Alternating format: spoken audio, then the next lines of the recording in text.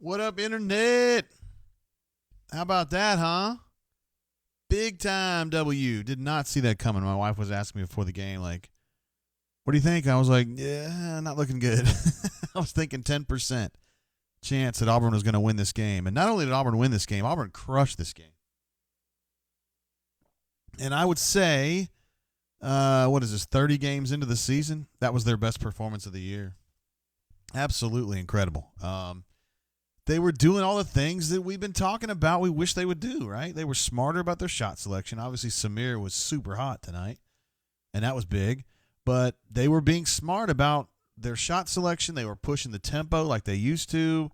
They got Tennessee's they got Pons, their good shot blocker, just kind of on skates and having to run back and forth and really took him out of his game. They got to the hole. Javon was smart with the ball today. Samir was sharp with the ball today. Al Flanagan was really good off the bench. Wiley was second half wasn't so good. He got into some foul trouble, but the first half he just kept grabbing those rebounds, and he was doing this thing again where he'd have easy shots and he made them really complicated. But nonetheless, they did a lot of work today, and they absolutely crushed Tennessee for their 5th consecutive win over the Vols. 5 in a row, you guys. I mean, you know that makes BP happy. He likes Tennessee, but he also likes beating their ass. I mean, just be real about it. 5 in a row. First time Auburn's ever won at Tennessee back-to-back trips. And you have to go back to January 31st of 2017 to find the last time Auburn lost to Tennessee, which is pretty incredible. Tennessee's been good, man. And you could make the argument prior to this game that Tennessee was the best team, was playing the best basketball in the conference. I mean, having just beaten Kentucky, and they've really just kind of tightened up here in the last, let's say, 3 weeks, maybe month. And Auburn just went in there and absolutely quelled that uprising. I mean, slapped them right in the face. So Ravin says, what are we drinking? To me, this is a banner day. I mean, to finish, let me put up these standings. To finish 12-6 in conference play, I mean, now they were slightly better than this. Well, they tied for the co-won of the championship 2 years ago, which was an incredible season in and of its own right, with 13 wins. 12-6 in the conference. That's one of the all-time, man. I mean, seriously, we sit there and kvetch over the things they do wrong, and, man, they lost these games and whatnot, but this is still one of the very best Auburn teams ever. You could make an argument top 5, certainly top 6 or 7. 12-6 in conference play. 12 wins in the SEC. Whew. What a season. So we're drinking Blanton's today. You guys have heard me make many references to the time my wife took the Blanton's for the girls' weekend and just cashed it out, mixing it with Diet Coke and shit like that. This is what's left of what was a full bottle at one time. You can see I've got about 20% left. So we're going to drink some of this today, man. I think it's a banner day. We should be drinking Blanton's. This one was dumped on June 27, 2017, of course, in Warehouse H, which is the Blanton's warehouse, on the campus of Buffalo Trace Distillery in Frankfort, Kentucky. And this is, as all Blanton's is, 93%, 93 proof, 46.5% alcohol. Absolutely delicious bourbon here. Some of my all-time favorites. Again, if you guys ever look at Reddit on the bourbon community there, the people love shitting on Blanton's now. They say it's simple bourbon for simpletons. I don't care, man. Simple or not, this stuff tastes really good. And on top, I have a bee horse. You know, every horse has a different letter on it. Yeah. This is a bee. And this was procured, I believe this one was procured by Sir Will Collier for me a 3 years ago. So that's what we're going to have, Ravin. This is to y'all. The best viewers in all of YouTube. All of YouTube. We may not number in the thousands, but we have bitchin' ass people who kick ass. All right, so what in the world happened out there today? That was unbelievable. Let's pull up the final box here. Obviously, Samir went off. 32 points on 10 of 17 shooting. He was hot from 3, 8 of 13. Truly unconscious from 3 at one point there. He had 6 in a row at one point, and over a stretch. And some of his shots were some air shots, 26-footers, leaning in the wrong direction. But in the second half, I thought he was really smart about his shooting, and he was obviously very good too. In general, I thought Auburn's shot selection was way better today. And I've wondered before why they don't push pace more. I don't think this team is awesome in transition, but we have learned these last 2 weeks that when Auburn wants to bog it down and try to go half court, or quarter court all the time, that's not them either. That's when they try to get into these little ruts where they're like, well, we're just going to shoot some threes, and they're not good enough to hit those. They got them in transition. Tennessee got spread out. They're not a good transition defense team. And Auburn was able to get better, more quality shots both from 2 and 3 today. And this is the kind of stuff that can happen. This is how a team that's not a great perimeter shooting team can absolutely tear shit up because you're getting great spacing and you're just wearing them down. And you're not – if you're going to go half court against Pons, you're going to have to prepare to get your stuff knocked out into the stands a few times. And they kind of eliminated that. He did get a couple swats, but, it's 2 goaltends. And when they're running in transition, he doesn't really have a chance to affect many shots. I thought it was just a really, really, really smart game from Auburn with some unexpected contributions. Al was awesome today. Let's see what he ends up with. 9 points on 4 of 6 shooting, 5 boards, 3 turnovers, 1 steal. And he goes plus 16, which is his season high, in 22 minutes. Unbelievable performance from him. Telling you, he's got ability, guys. He's not from three-point shooting, and he did shoot a 3 earlier. I was like, come on, dude, don't do it. I think his percentage is now down to 14% from 3, but he's got ability driving to the hole, man. And that's what he did today for the most part, and that's what he's good at, and that's how he helped. Devin Cambridge didn't do much. Weird day for Anthony. He got a technical foul for not giving the ball back quickly enough to the referee. I did not personally see anything going on there that I thought was problematic, and that's 2 games in a row where Auburn's getting some technicals for some shit that I don't even think is I don't know. I wasn't in the conversations that were going on in the last game. But BP was adamant that he was not cussing, and Steven was adamant that he wasn't cussing at that guy. You can still say things that get people pissed off, but I believe now, after having talking to a lot of people associated with those texts in the last game, that was probably more about the history between the Pearls and Pat Adams, the referee that called those technicals, than it was what they actually did in that game. Which you can say, hey, that's BS. Maybe. I don't know. I don't know the whole history there. But today I thought that technical was BS. It allowed Tennessee to get a 5-point possession. And had the potential, I thought at that point it was around the 10-minute mark of the second half, that could have changed irreparably the direction of that game. But Auburn just kind of picked it right back up and didn't look back from that. It's good stuff, man. Let's see what we got going on here, man. I'm so stoked about having this Blanton's. And I also wonder, you think the NCAA tournament's going to be impacted by this coronavirus scare? They're already doing some of the Division III. And I know you guys are like, Division III, who gives a shit? The Division III tournament, some of the sites are being played without any fans. And with the NCAA tournament being, a couple weeks away, and the spread of the virus is almost guaranteed to be a significant storyline during the next 2 weeks, I wonder if they're going to shut some of those sites down. There's going to be – I know there's one in Spokane in the tournament. So are they going to quarantine – are they going to shut out the folks in Spokane? I wonder. I really, really wonder. Could be. Man, looks like we got a lot of we got an all-star crowd here tonight. AU Taxman, of course, in the Hizzle. Rain 8689 in the house. Corny in the house, man. I think I missed you last time, Corny. I'm glad to have you. I think I'm going to be going out to Vegas either in late May or early June, so maybe we can meet over some voodoo out there somewhere. Patrick P's in the house. Of course, Raven, I've already mentioned that. Rob D in the house, keeping him eligible in the house. One of my favorites. TD in the house. Andrew B in the house. Jason D in the house. Matthew D in the house. Cleveland Brown, of course. All here all the time. Man, glad to have you guys. Matthew M in the house. Last name redacted to protect your anonymity.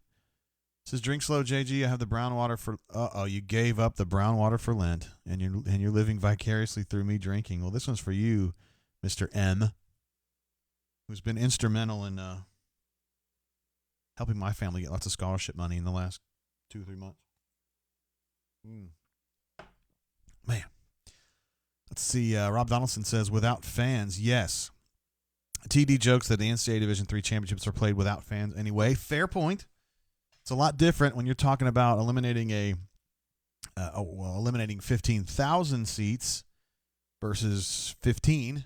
That's a big difference, but I wonder if, it's a much bigger issue than that. I mean, if the CDC were to clamp down and say we really need to we need to eliminate the potential spread of the virus by cutting down on these groups, large groups, I mean, they're going to need to do it. Let's see. Useless Thoughts podcast says, all of you who hated on this team are banned. All right, I'm doing it. We're going to the bunker. We're going to ban everybody. No, we're not really. I know you guys think I love banning people, but I don't. Let's see. AU Texman says, I don't think it can be said enough. This was a rebuilding year. Bruce should be SEC Coach of the Year. Look, man, you're not going to hear any argument from me. You take a look at these standings, man. Auburn finishes second with talent that, to me, is probably mid-tier, maybe bottom half. He's got some holes, man. He's got some holes, and his most talented player, who I think is Isaac Okoro, just hasn't quite figured out how to impose his will on games enough. I mean, like tonight, he was solid. What did he finish with, 7? Isaac I know. I did this last game too. He finishes with 11 on 3 of 5 shooting, 4 of 4 from the line, 1 rebound. But, he was saddled with foul trouble in the first half. The second half just didn't quite get in the flow, really. And I just haven't noticed him as much since he came back from the hamstring injury.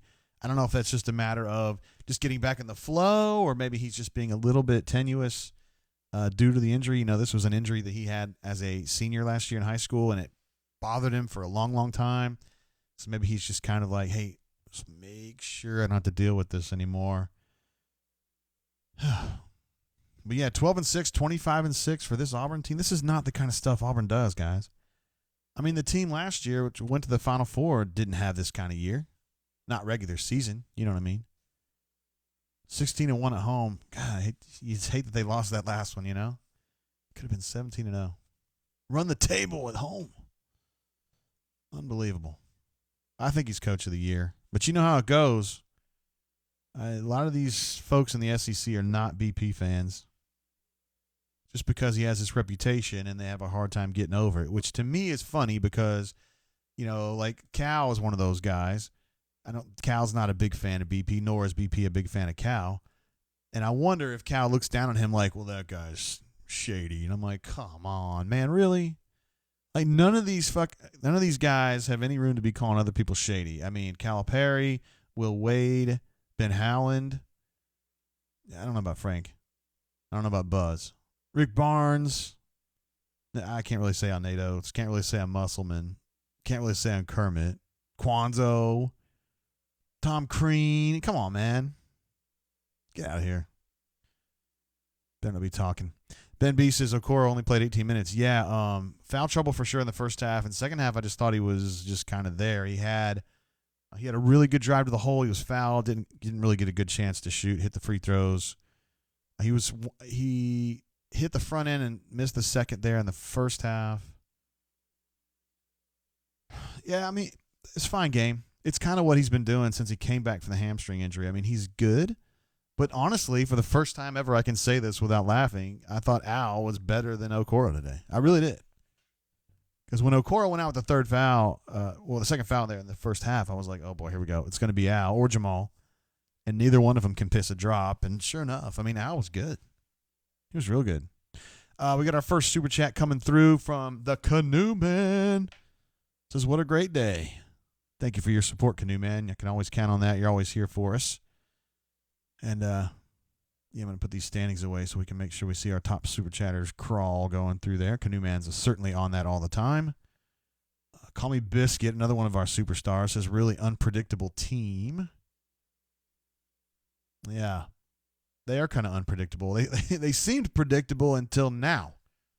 And I think this kind of performance is really going to throw a wrench into the scouting of Auburn as we get into the postseason, because now we know they're capable of being smart with the basketball and making good decisions, because they were smart today.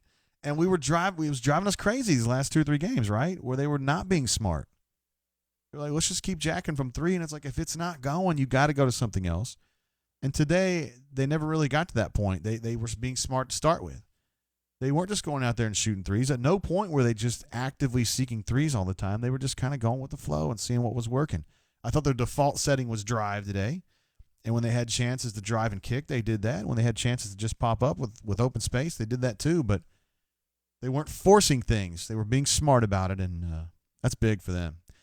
Cameron Adams says Purefoy is plus minus. Let's take a look at that. Thought he was pretty good today too for him.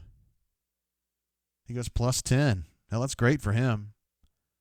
I think Nate shared with me the other day a season-long plus minus for the team. And I think D'Angelo was the second worst among the guys that play. Something like that. Now, I mean, they won by a lot today, so everybody's plus minus looks good. But the one that really sticks out to me, look at Jalen. He's plus 12 in 11 minutes. Al Flanagan's plus 16 in 22 minutes.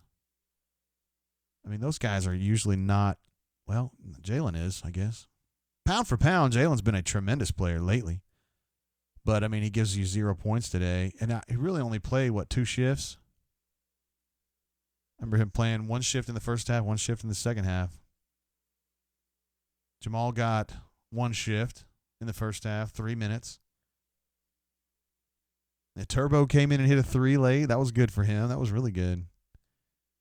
Like the human victory cigar. We got a super chat coming in from one of our stalwarts. Ben B says, thanks, JG. Maybe this game will be the starting point of taking it to the next level. I think they've got that ability, man.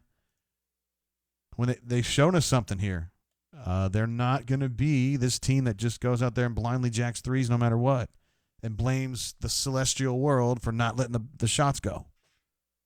No, if it's not going, it's up to you to figure it out. Figure out something else. And they showed us today that they can run in transition. They can be smart in transition. And I also thought, we haven't even mentioned this guy's name yet, but Stretch, dude. Stretch played 3 shifts today. Ends up getting 5 minutes. But he had the final stretch there in the first half, and he came in for 2 stretches during the second half of the second half, the final quarter of the game. And offensively not helping you, but he had a big-time swat of Fulkerson. That was an emasculating dunk, too. That's the kind of stuff that just gets in your head and messes with you. Because he was driving down the lane to his favorite left side, Fulkerson was, and Stretch came out of nowhere and just knocked that thing out and was like, no, we're not going to do that. As a Bunker member on the Twitter pointed out in one of my tweets, he thought that the ball pressure today was really, really good and upgraded. And I noticed that as well. The defense was just a little more pressure on Tennessee. Auburn's default setting on defense is to give people a little bit of space.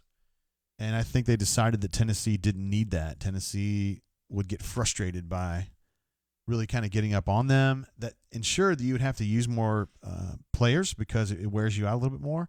But since they can rely on Jalen now for some good minutes off the bench, they're going 9 deep. And with Stretch today, they're going 10 deep. So, they can afford to run them a little harder. And I thought that paid some dividends. Samir with 33 minutes leads the team again. Man, just a really, really good game for them. Raven says that he did not watch the game, but he notes that if not watching the games is what I need to do, consider it done. As long as I can still watch the brain drain. We're going to be here for you, bro. Zach D says, coming from the Atlanta airport, good day to be an Auburn fan. We always do good at Tennessee, don't we? I know that's the story now. That's the narrative now, right? Auburn wins in Tennessee all the time. Yes, that's 2 in a row now. Wins at Tennessee. And that's the first time I think Sonny and Andy were saying on the broadcast that's the first time ever that Auburn has won back-to-back road trips at Tennessee, which is, man, that's huge. I think that's one of those hurdles where you may disagree, but I consider Tennessee to be one of the better SEC basketball programs. I mean, they, in general, sometimes they get ahead of Kentucky. They beat Kentucky recently, but when you're talking about the hierarchy in the league, I usually think of Tennessee being in that second group, you know. And, I mean, there was a time when Donovan was at Florida, and Florida was the best, and then there was a time with, you know, Joe B. Hall and maybe Eddie Sutton a little bit, Pitino, and maybe Tubby a little bit, where Kentucky was on top. And, you know, Auburn is one of those teams that was kind of a gutter team for a long time, like 15 years. And BP's obviously moved Auburn up considerably, but it's like where does Auburn fit in that hierarchy now? At this point, you got to say Auburn's ahead of Tennessee. I mean, at this point, I don't mean this year, but I mean in general. I mean, I think Auburn and LSU are about even now in that second tier. And that's really something, man. I mean, 6-7 years ago, you're sitting there getting your ass beat every year with Tony Barbie, and you're thinking, hey, in 7 years, Auburn's going to have a Final Four trip, and they're going to be in the second tier of the league fighting for a championship every day. You'd be like, bullshit, that ain't happening. It is. It is happening. Saucy Bryant 24 says Cooper and Green would be clutch for us next year. Yes, Sharif Cooper, Jalen Green will be a nice 1-2 punch at the 1 and the 2. I just want to caution everybody to chill a little bit on Sharif. Is he a good player? Hell yes. I don't think that he's going to be the kind of player that comes in and just absolutely kicks ass from the very minute he touches the ball. I don't think that he has that kind of game. I think the SEC, as we know, they call a lot of fouls in the SEC. There's a lot of shoulder to shoulder. It's a physical league, and I don't know that Sharif Cooper is going to be the guy to come in here and really just warm up to that immediately. So I'm not sure what to expect with him next year. I mean, he's going to be really good for a freshman, but I just don't think he's going to be the superstar player. Now, Jalen Green is a much bigger dude, stronger dude, taller dude. He has a chance to come in here and really tear it up right away. I just, and the way things are going with Isaac, I just wonder if there's going to be a lot of talk when draft time comes around that, hey, we like Isaac. He's a very promising player, but when we look at his abilities and we look at how much he affects ball games, it's not there, I mean, if you're going to go out and draft a kid with a lottery pick, you want somebody that has gone out on his level and absolutely kicked ass. I mean, you want that. You want that. You think about the Magic getting Chum last year. I mean, Chuma was dominating games, right? You want kids that dominate games.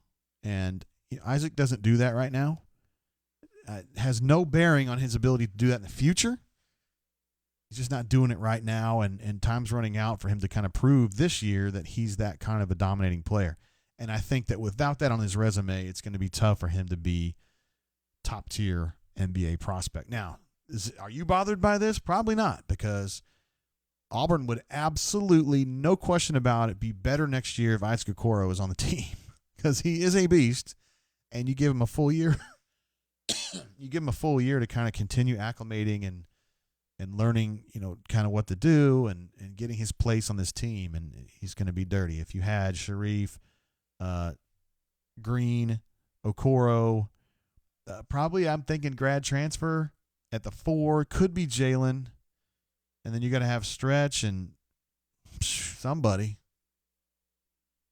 Still need some answers down low. Wizard Dragon jumping in saying this lineup would be nice. Cooper, Green, Okoro, Brown, and Maker. I don't think Maker is going to be going college route at this point. I don't. Brown, like him, fine signee. I think he's going to be a backup next year. I think he needs some time. HBZ says Stretch could challenge Kyle Davis's block record. Love his defensive potential. There's a long way to go there because Kyle Davis did some serious swatting back in the early 2000s, but He's got it where it counts when it comes to blocking shots. Absolutely. Andrew B says, what are the odds on BMAT being winded when we get him on the horn? I'm glad this has become a meme, man. I'm so glad this has become a thing. Like, I feel like Call Me Biscuit really pushed this, and I'm very grateful for that. Kenny E says, I liked this team attacking the rim today. Absolutely. It's what they do best. It's what they do best, and they did it really, really well today, and they emasculated and embarrassed Tennessee on their home court again.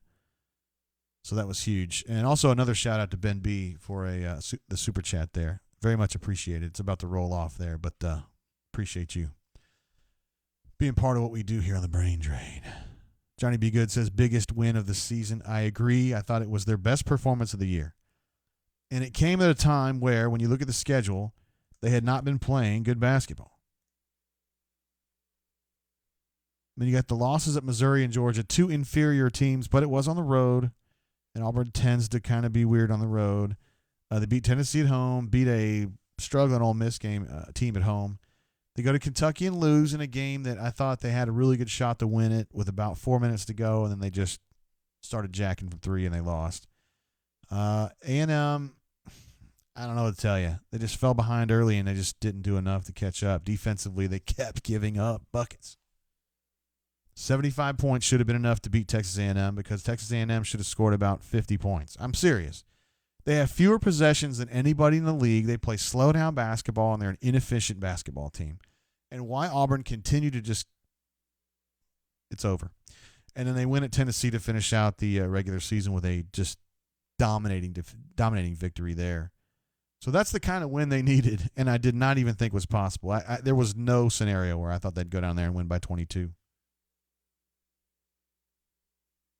But the way Tennessee's been playing, with the way Auburn's been playing, but, man, incredible. Stu Pup jumping in with a super chat. Stu Pup, of course, one of our superstars. Been with us a long time here. Says WDE JGT Love Okoro. Want him to stay, but this year's draft class is down. Good point. Hadn't thought about that. I think he's a gem in a turd of a draft class. He'll be a high pick. We've got you down for Okoro, excuse me, as a high pick. That's not a coronavirus cough, by the way. He'll be a high pick. I hadn't really taken a look at the draft class yet. But, I mean, he just doesn't dominate games. Like, you have to go back to, like, when's the last time he dominated a game? It's been a minute. I remember, like, the Davidson game. One of those games, he was just taking those fools off the dribble, and they couldn't get in front of him. And I thought, it's going to be like this all year long, and then it just kind of wasn't, you know? Caddy Wampus in the hizzle. Says Turney is on notice. Thank you, Caddy Wampus, for jumping in with the super chat there.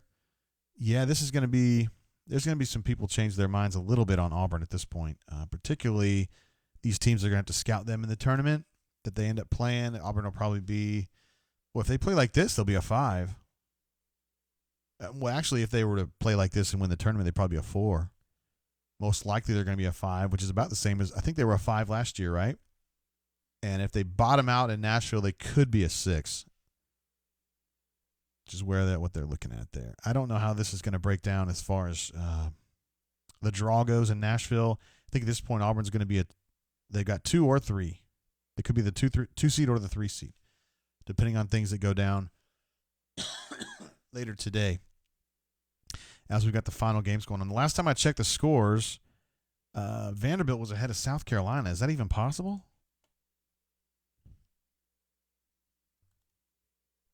And they were up by a pretty good amount. Vanderbilt beat South Carolina. Unbelievable. So Vanderbilt gets their 3rd SEC win. Ole Miss is looks like they're – did they really? How did I miss that? Oh, that's old. That's why. So Auburn beats Tennessee. Vanderbilt somehow beats South Carolina and beat them good. Beat them by 9. Kentucky, Florida look like they're pretty close with about 5 minutes to go. Florida up 8. And LSU's up big on Georgia. Alabama and Missouri just getting started. So, how about Vandy, huh? Let's see. Rip Rams says, so we aren't recruiting him as a big man. Let me see what you figure out which one you're talking about. Greg Brown wants to play the 3 in college and has said he's not going anywhere where he has to play the 4. He ain't gonna be playing 3 next year if Isaac's here. That's a guarantee. He's kind of an odd I don't know. We have to see where he fits, man. I mean, you'd say what you got to say in recruiting. You know, I haven't had any long conversations with anybody at Auburn about how they plan to use Greg Brown. So I don't want to speak too in depth on that. I just when that stuff comes up, I always think of Carlos Dansby, who said, "I'm not going anywhere where they won't play me as a wide receiver." And Tuberville said, "You can play wide receiver here, Carlos, no problem, absolutely." And he started his career at Auburn as a wide receiver, and he was just so-so, and they moved him to defense, and he ended up being a 15-year NFL veteran, made like $1 billion. One hell of a football player.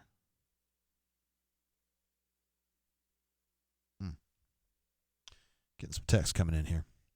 Fat Crack says, JG, my man, missed the drain on Wednesday and hate that, but it's great to be back. Samir played lights out. Absolutely. Samir was just insane. I think they said he was one off of his career high, which was against that CSUN team that had played no defense at all. I'll tell you what, Andrew B says, JG, any chance we can get Doc on the horn today? Let me see what Doc's up to.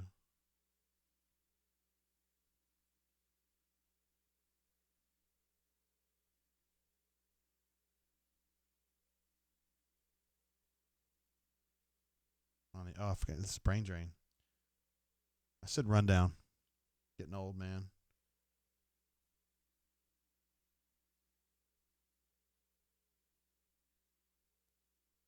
There we go.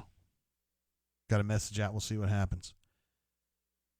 Let's see. Rip Ram says, I'm praying that Memphis doesn't make the tournament and they get sanctions as well. LMAO, it helps with Brown and Green. Oh, man. Is Memphis really that bad? Have they fallen off that bad? Man. I don't even. They're in the American Athletic Conference? I don't even know these leagues. Who cares? AAC basketball standings?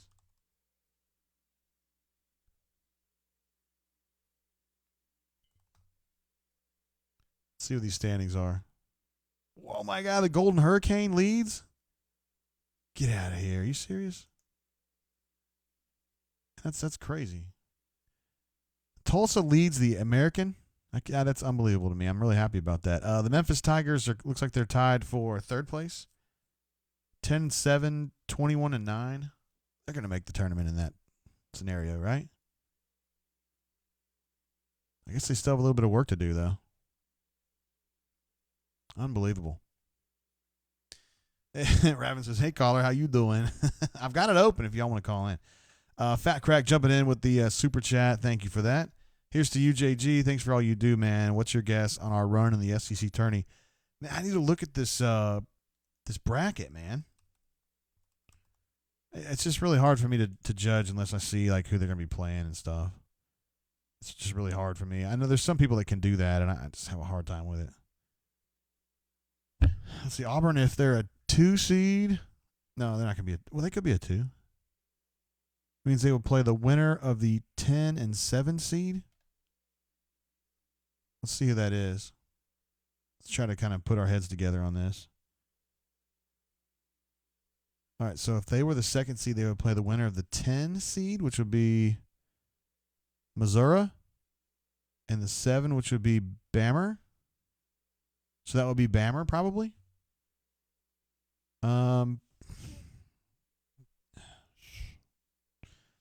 You know, I went to St. Louis 2 years ago, and I thought Auburn's going to wipe the floor with Alabama, and then they got the floor wiped with themselves. I don't know, man. Alabama's not been awesome lately.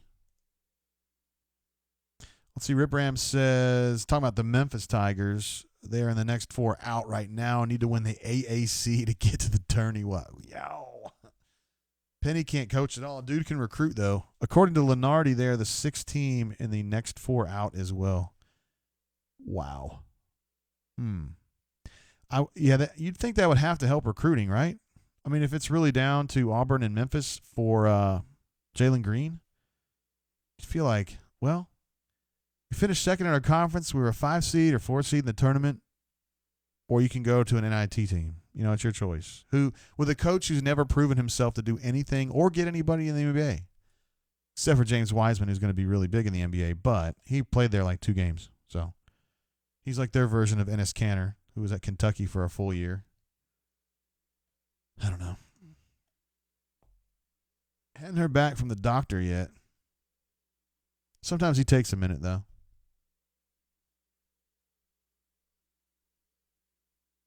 Check in with BMAT as well and see what's going on. Hey, caller, how you doing? Remember when people were complaining about that? Jay, why do you always say it like that, man? Like, come on. Ain't that big a deal. Finished second in the SEC. That's insane, man.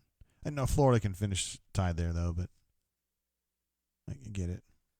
See the update on that Kentucky-Florida game. Apparently, Ashton Hagans did not play today. I was reading my friend John Clay, who covers Kentucky, was saying that he had just asked for like a day off or something. He needed some time or whatever. It's a little alarming. I mean, I'm glad they gave the kid a chance. Kentucky has narrowed that thing down. 3 minutes to go. It's now a 3-point Florida lead. I don't know if you guys are watching that game. Looks like a pretty good one.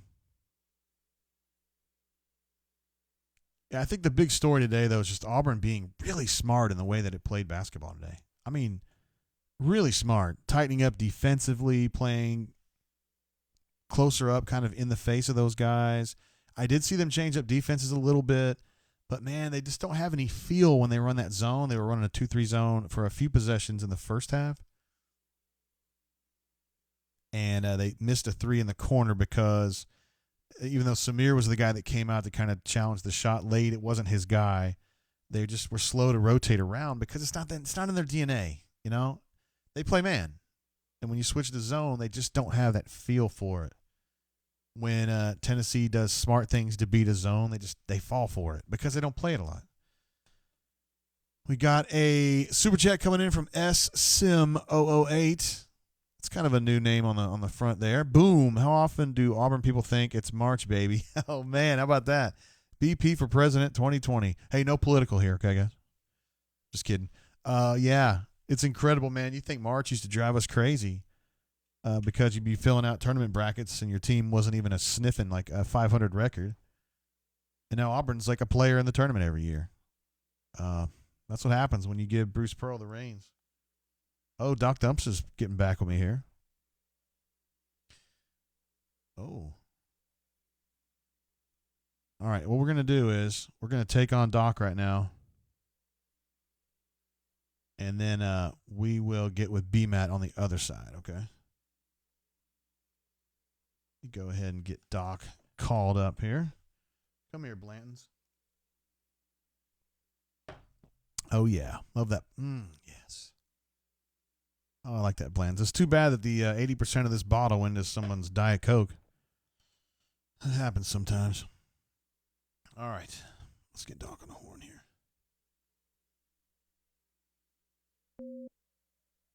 Don't do that.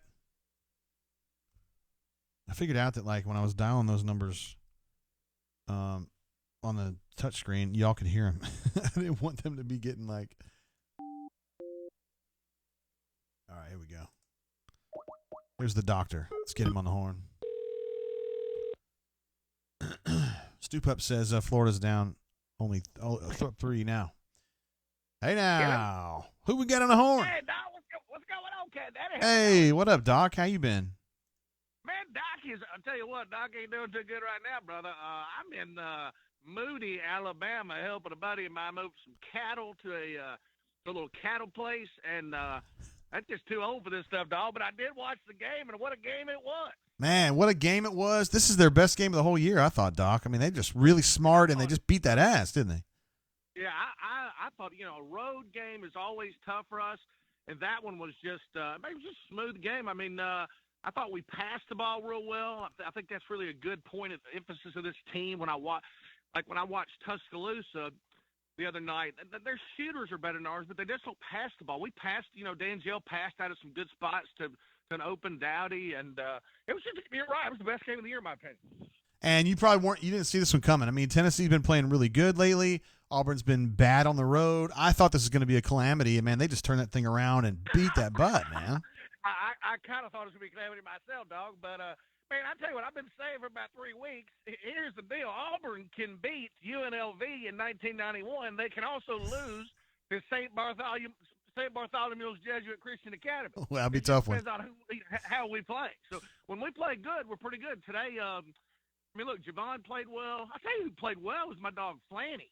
Yes, he did. Flanny Flanny, the bunker doesn't love Flanny, but the guy just hustles everywhere. But he just he's just always around the ball. And he did what his game's supposed to be. He drove to the hoop today and really helped. Your thoughts on this team going into the tournament, Doc? I mean, it's postseason time. How do you think they're going to do here? Well, to me, it's just a crapshoot. Like I said, we could open up the first round and play. Let's just say we played Belmont in the first round. I have no idea, but we can win that game or lose that game. I mean, it's just if we play well, we can win. I think we're getting some good contribution from some folks. So, I mean, like I said, I wouldn't be surprised if this team made it to the Elite Eight. I wouldn't be surprised if they lost in the first round. I just did. If they play well, they can keep winning. And you still consider Bruce a true American patriot and one of the great all-time Auburn coaches, right? I love Bruce. Yeah, Bruce is. It just doesn't get any better. Now look, here's the deal. Bruce he's had a couple of lapses. Okay, we forgot to. Somewhere in the last couple of years, we forgot to recruit shooters. And how we've won 20-plus games is a testament to me to how good a coach he is. I mean, he's just this lineup. I don't really think our lineup scares a lot of teams, but we've won a lot of games. So yeah, Bruce is great. Can I ask you something football-wise? Hell yeah. Crank up spring training. I think that starts on the 15th or the 16th, whenever that Monday is. So it's coming up here pretty soon. I've been kind of out of the loop. Any good football news lately? Anything kind of buzzing? Man, you caught me on a basketball day. I'm kind of in the basketball. Oh, no, I'm sorry. No, we can talk basketball. No, I love talking football. I just hadn't thought about it that way. Tell me this. What are your thoughts on our tourney chances in basketball? What are you kind of thinking? 5 seed, Sweet 16 is probably what I'm thinking. I don't think they can go a lot further because I think their guard play is kind of iffy, and I wouldn't count on it game after game after game. That's why. What are you thinking? Yeah, I wouldn't count on Samir getting 30, getting 8 threes every game. One thing let's talk about from the bunker point of view, how about the recent, I guess I would call it Biggie Pooh's Officials Accountability Act. Have you been paying attention to that? A little bit, yeah, I like it. Hey, I think that is absolutely fantastic. And it really has captured the bunker. I mean, the opinions are just everywhere. Figgy Pooh kind of had this in his mind, I guess, when we got the bad call, the double dribble up in Minnesota, and it's just kind of festered. And, man, it's a great debate on the bunker. I mean, there's even former officials on the bunker that are chiming in that is good stuff. Yeah. It's not been a great year for officiating in the SEC, Doc, as Figgy Pooh has noted, and a lot of us have agreed. Way too many fouls and way too many techs. I mean, McLemore got a tech today for not handing the ball back quickly enough. I mean, get out of here. Are you serious? Yeah, I tell you what, I'm gonna be honest with you. I'm kind of down on McLeshack. I'm sure he's a great guy. He is. But we have got either help us or don't play. That's just and I think Bruce, Bruce, that number 2 kid that's playing a lot lately, he's coming right off the bench like first sub. Yeah. And I think he's going to be a basketball player. He handles the ball so well for a kid his size. I think he's got a huge future. Yeah, he's been I didn't, we didn't see him at all in the first, 14 games of the league season. And I was told that he wasn't ready. And then ever since he's been out there, he looks fairly ready to me. I mean, he definitely has a flair for the dramatic. Yeah, I don't know if he can go day to day 25 minutes, but he can definitely help. But I think you can just tell when you look at him, he's got a chance to be a basketball player. I mean, he's got a chance to help us in the future. Absolutely. No doubt. I thought Flanny today showed how he gets to the rim. I mean, the more rim getters you get, usually the better your team is. He gets to that rim, and that helps us a ton. Yeah, just less 3-point shooting. Let's say no 3-point shooting from him anymore. That would be great. Yeah, I'm fine if Flanny doesn't. I'm fine if about 5 of them don't ever shoot a 3 again. But no, you know what? Whole team of them. That's Bruce's game. I think that's how he gets players. It's an attractive system to play for. So I totally get it. We just win a year where we just don't have them. I think next year we're going to see some shooters. Hey, I didn't mean to cut you off on football earlier. I just didn't know how to answer that specific question, but I haven't had you on the phone for a little while. What did you think about Al Poe getting hired away from West Virginia to kind of help out? Freaking love it. Now, I freaking love it. Al Poe, to me, is just a hero. Now, I hate to lose Woodson. I think Woodson might have been our best recruiter. Hated to lose him. But if we had to lose him, it was time that Al Poe came home. You know what I'm talking about? Yeah. I mean, it was just time. He has a great personality. Recruits are going to love him. Somebody put on the bunker, maybe it was you or somebody said he's going to coach, outside linebackers and bucks or something? Yeah, exactly. He's going to work with huge. Rodney. I mean, having T-Will and him going to visit kids, and it's obviously a big year for linebackers for us because we lose Britt, who might be the best linebacker in the SEC. Having them go into somebody's living room, you like your chances with Pogue there. He's just you know Pogue a lot better than I know him. He's just a good guy. Tons of energy, man. Yeah, he's going to be, like you mentioned, him and T-Will together, that's going to be an unstoppable duo right there. Oh, hey, that's when the grandmama's going to have to wear a couple of bras, buddy.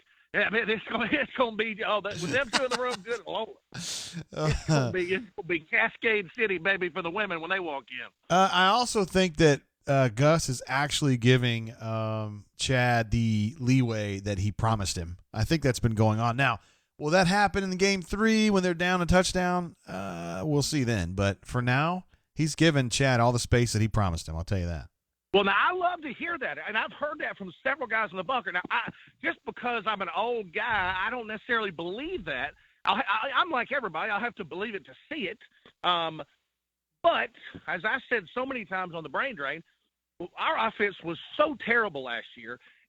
Gus has got to do something. So maybe he finally realized, hey, let me give it to this Morris guy and see if it can get any better, because it's just going to be tough to compete if our offense doesn't get, I think it was 89th in the country or something. We just have to – we got to get better on that side of the ball. Yeah.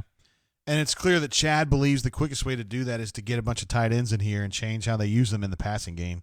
They're going to be using a lot of tight ends this year, Doc. That was odd to me in the recruiting cycle, especially when the big kid from Texas I was talking to a Tuscaloosa guy. He was telling me how bad Tuscaloosa wanted that tight end. And he's not necessarily in the know, but he's on all the message boards and stuff like that. And so I think that big tight end from Texas is supposed to be pretty good. And I guess we're going to use him. I mean, I doubt we're going to do what we've done the last 6 years and just not use him. Yeah, he's such a good pass catcher and route runner. He's 6'7". Yeah, and you mentioned, right. I mean, everybody wanted this kid. He was playing at the highest level in Texas and thriving at the highest level in Texas, and they think he's going to be good right away. So you might see a lot of him next year. If you read between the lines, something's going on because they've moved a couple kids from receiver to the secondary. Okay, so for them to do that, it either means they like certain receivers that are here or getting here, or they don't like what's on the secondary side. I don't know, but when you move guys, there's always there's a reason for that, and we may not find that out until September, but maybe it's a good thing. Maybe we have some good receivers. Yeah, that's a good point. Or they're using more tight ends, I guess.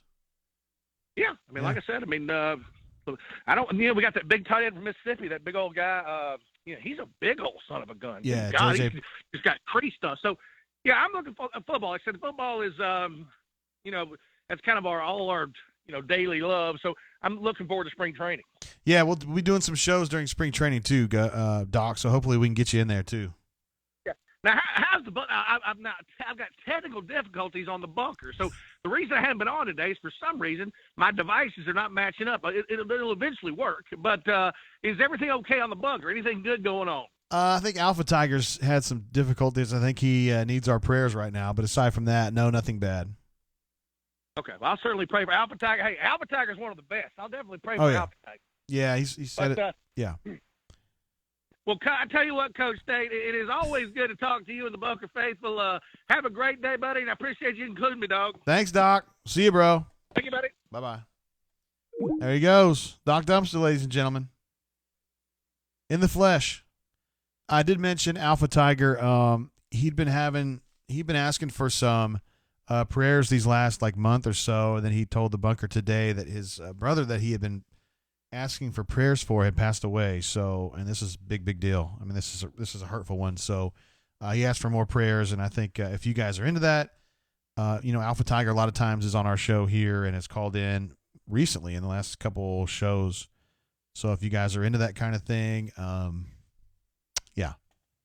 He and his family could definitely use your prayers. Let's see. SM008 says, hold up, are we talking about football? I mean, he's okay with that, but I need to know who our RB is. It's definitely not Booby. Man, I like this stream. Glad to have you here, Mr. SSM008. Tailback next year, you're looking at Mr. Tank, who's going to get a shot. Who else we got, guys? Come on, I'm blanking. It's definitely not going to be Booby because he's long gone. Harold Joyner will probably get a lick. DJ will get a lick.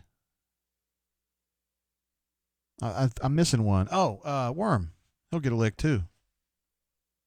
For sure. I'm not the biggest fan of the Worm myself. I mean, I like him, but as a runner, his big play when he de-helmeted that dude, that's like the perfect run for him, but he doesn't get that run all that often. Where he just gets a nice clean alley to get going in a straight line. At that point, he's unstoppable. But it's hard to get him going forward because he doesn't have much lateral agility.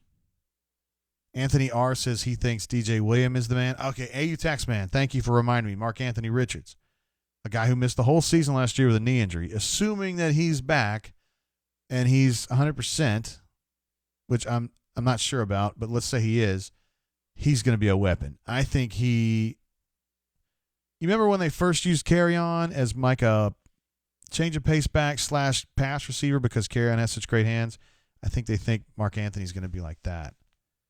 An elite route runner / receiver for a tailback, and they will use him like that. Raven says Shivers killed that McKinney kid.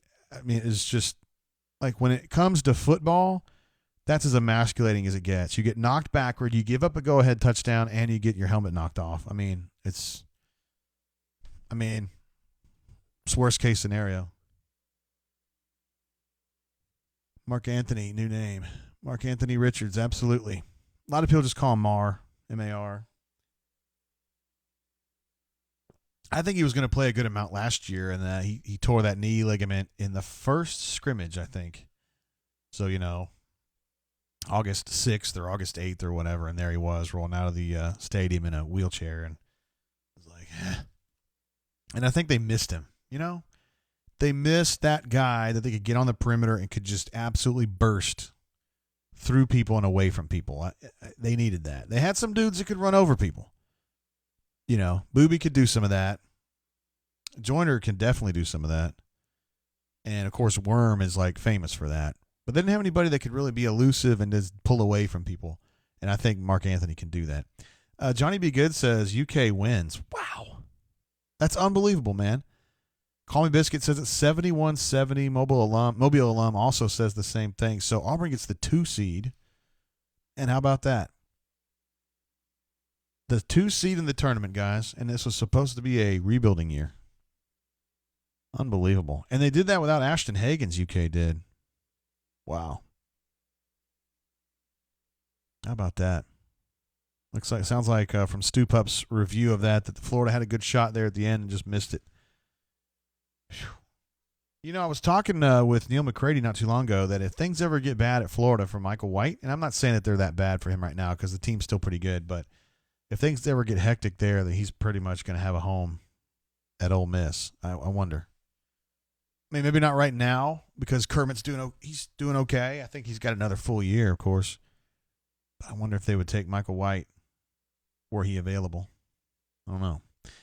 Mobile Alum 91 says, is the 2 seed good for us? According to my data, that means that Auburn would play the winner of the 10 seed versus the 7 seed, which I am estimating to be Missouri and Alabama.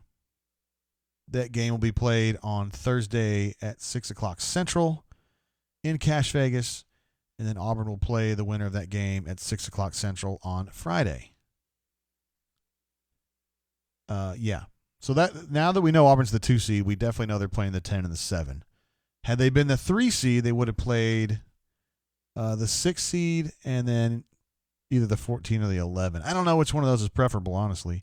The good news is that with the 2 seed or the 3 seed, Auburn stays away from Kentucky.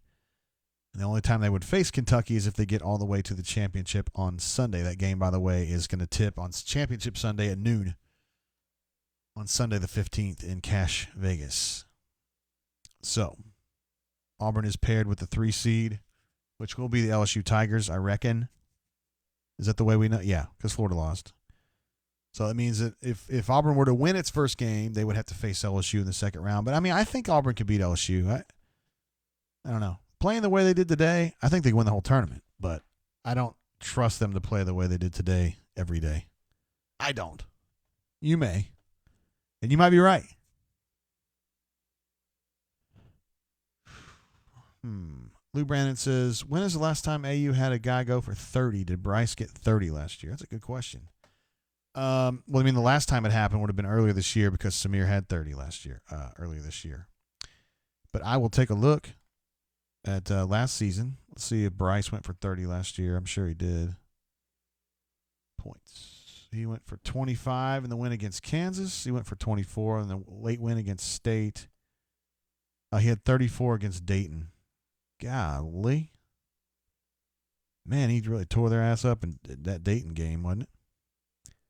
See, Bryce went 6 of 13 from 3, 4 of 5 from 2, 8 of 9 at the line for 34 points. Jared might have gone for 34 too. I'm not sure. I know it's just scintillating radio. Taking a look at Jared's numbers from last year. Went for 26 in the Kentucky game, 27 South Carolina.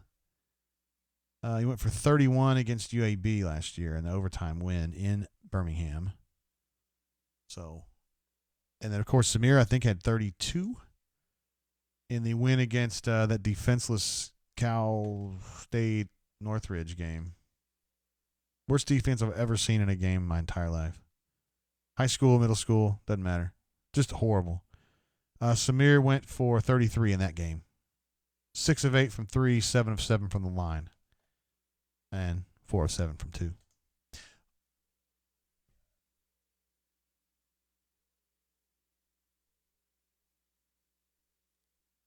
Oh, my God. That's a real thing right there, guys. Why not AU? Drops in why not AU bomb. Oh, my goodness. Wow, that's a super chat and a half right there. My goodness. Thank you very much for that why not AU. Huge. Says, busy guys, but fired up about the win. I know we're just kind of judging. We know Patrick D kind of moves around for his job because he's bouncing around here, there, and everywhere. But we're glad to have you checking in. Again, sir, and thank you very much for your incredible generosity. My goodness. That's an all-timer right there. That's the new watermark. I think eclipsing your old watermark. Thank you very much. Let's see. Lou says, good stuff. I was thinking we hadn't had a 30-point score in a while. I was way off. I mean, it doesn't happen all the time or anything, but, and I mean, Jared was a incredible college player his junior year. Bryce was an incredible college player his senior year. So, you know, those guys were 30-point scores sometimes. And then Samir, when he's hitting threes, he will not stop. So, I mean, if he hits his first 2 or 3, they're going up. And sometimes those are all going to go down. And when they do, he goes for big time stuff. To AU Taxman says, why not AU contributing to the JGT BTAC fund? I don't know exactly what that stands for, but we're going to be doing some pretty serious upgrades for the show in the next few months. We're going to be using some new software. We're going to have some new things going on with the presentation of the show. And then once we get into next season, because I know next football season is going to be super crazy because you've got Chad, who I think is really, really good. You've got Bo, who I think has a lot of potential. And something in my mind tells me they're going to pull something out of their ass to get some decent tackles in here, and they're going to be all right on the offensive line. And if that's true, and if Kevin can somehow get things patched up on the defensive front, they're going to be pretty dirty. And they have a chance to be pretty dirty. I'll put it that way. I'm not going to predict anything yet.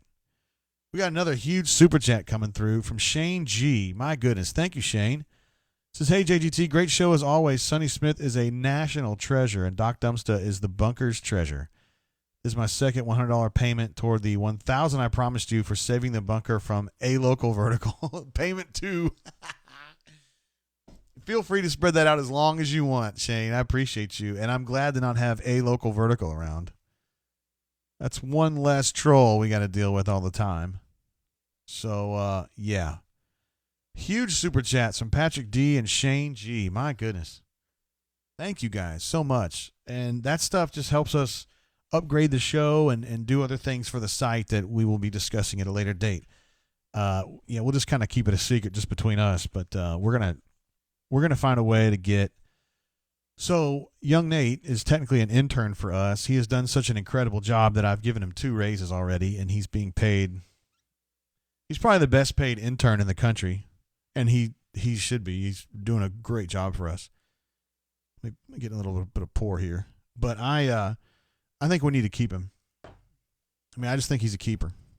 So, yeah, we'll do that too. We want to keep Nate on. I mean, to find a kid him as young as he is, who's actually good and like really, really cares. I mean, you guys can't see it because you guys just kind of see, he writes stuff and he's on the bunker sometimes and he calls in. He does a great job, but he really, really, really, really, really, really, really gives a shit about this place and doing a good job. And I mean, when you find somebody like that, you just want to try to keep them. So we love that. Notorious MGM asks, and this is a rumor that's been going around, guys. I don't want to comment on it one way or another. When does the Tumors Corner Brain Drain Studio open? I don't want to commit to any dates on that, but we'll just leave it at that. I don't want to commit to anything. Daniel M says, just for fun, what is this team's record if Harper had stayed? In my opinion, that is the biggest minus for this team. Javon had a fine day today. And he tends to have fine days. Like he's not a game changer, but he's solid. With Jared Harper, to me, he's a game changer. Not necessarily every game out, but probably every other game out. So, I mean, here's the thing, though. So the team's pretty damn good as it stands, right? I mean, you look at them, they're 25-6 overall, 12-6 conference. You think with Jared, they're probably 14-4. 13, maybe 15 wins. I don't know. Which would probably put them in the top 10 in the country. I mean, they'd be at least 2 or 3 games better. I mean, that makes sense to me. I don't like putting it that way because it makes it look like Javon lost them 2 or 3 games, and I'm not sure that's true. But that was the plan. The plan was for Jared to be here and for Javon to be his backup. Call Me Biscuit says, this is kind of talking about Nate and how I think Nate does a great job. Then why do you guys always bust Nate's balls?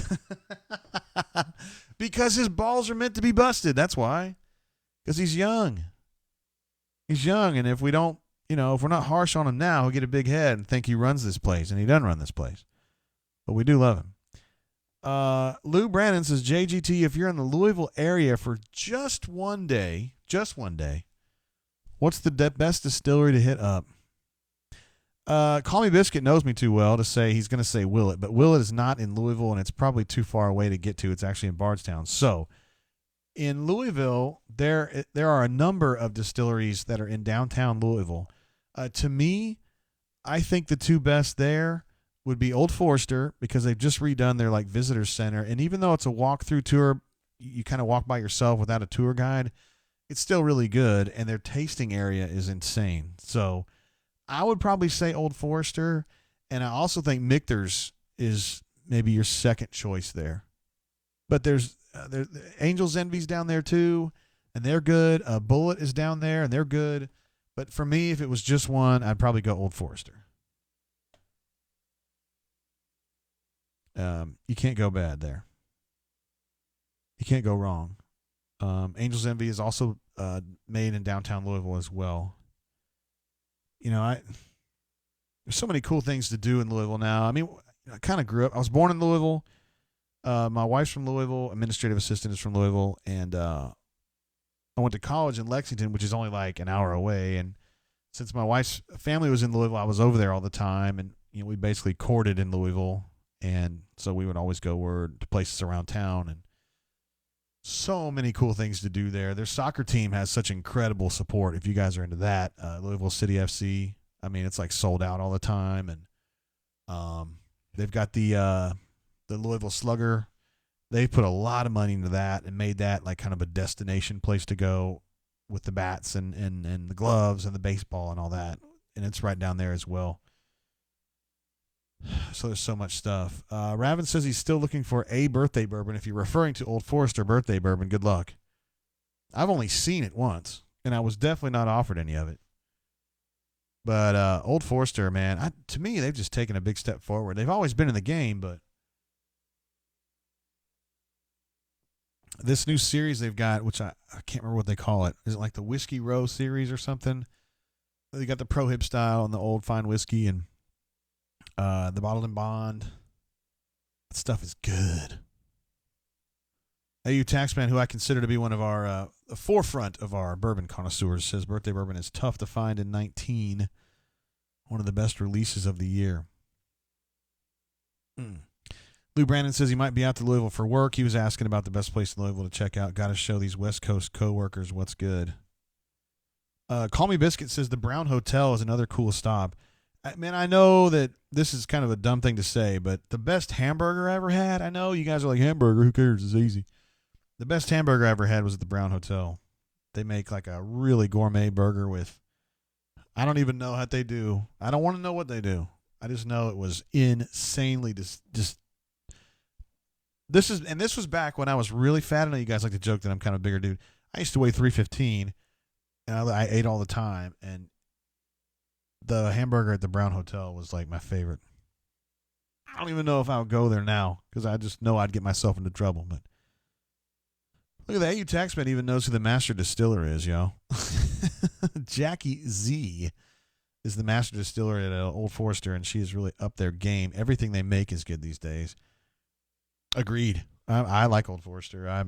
If there was one, well, Buffalo Trace is tough to say no to because I love Blanton's and I love Eagle Rare, excuse me. But anyway.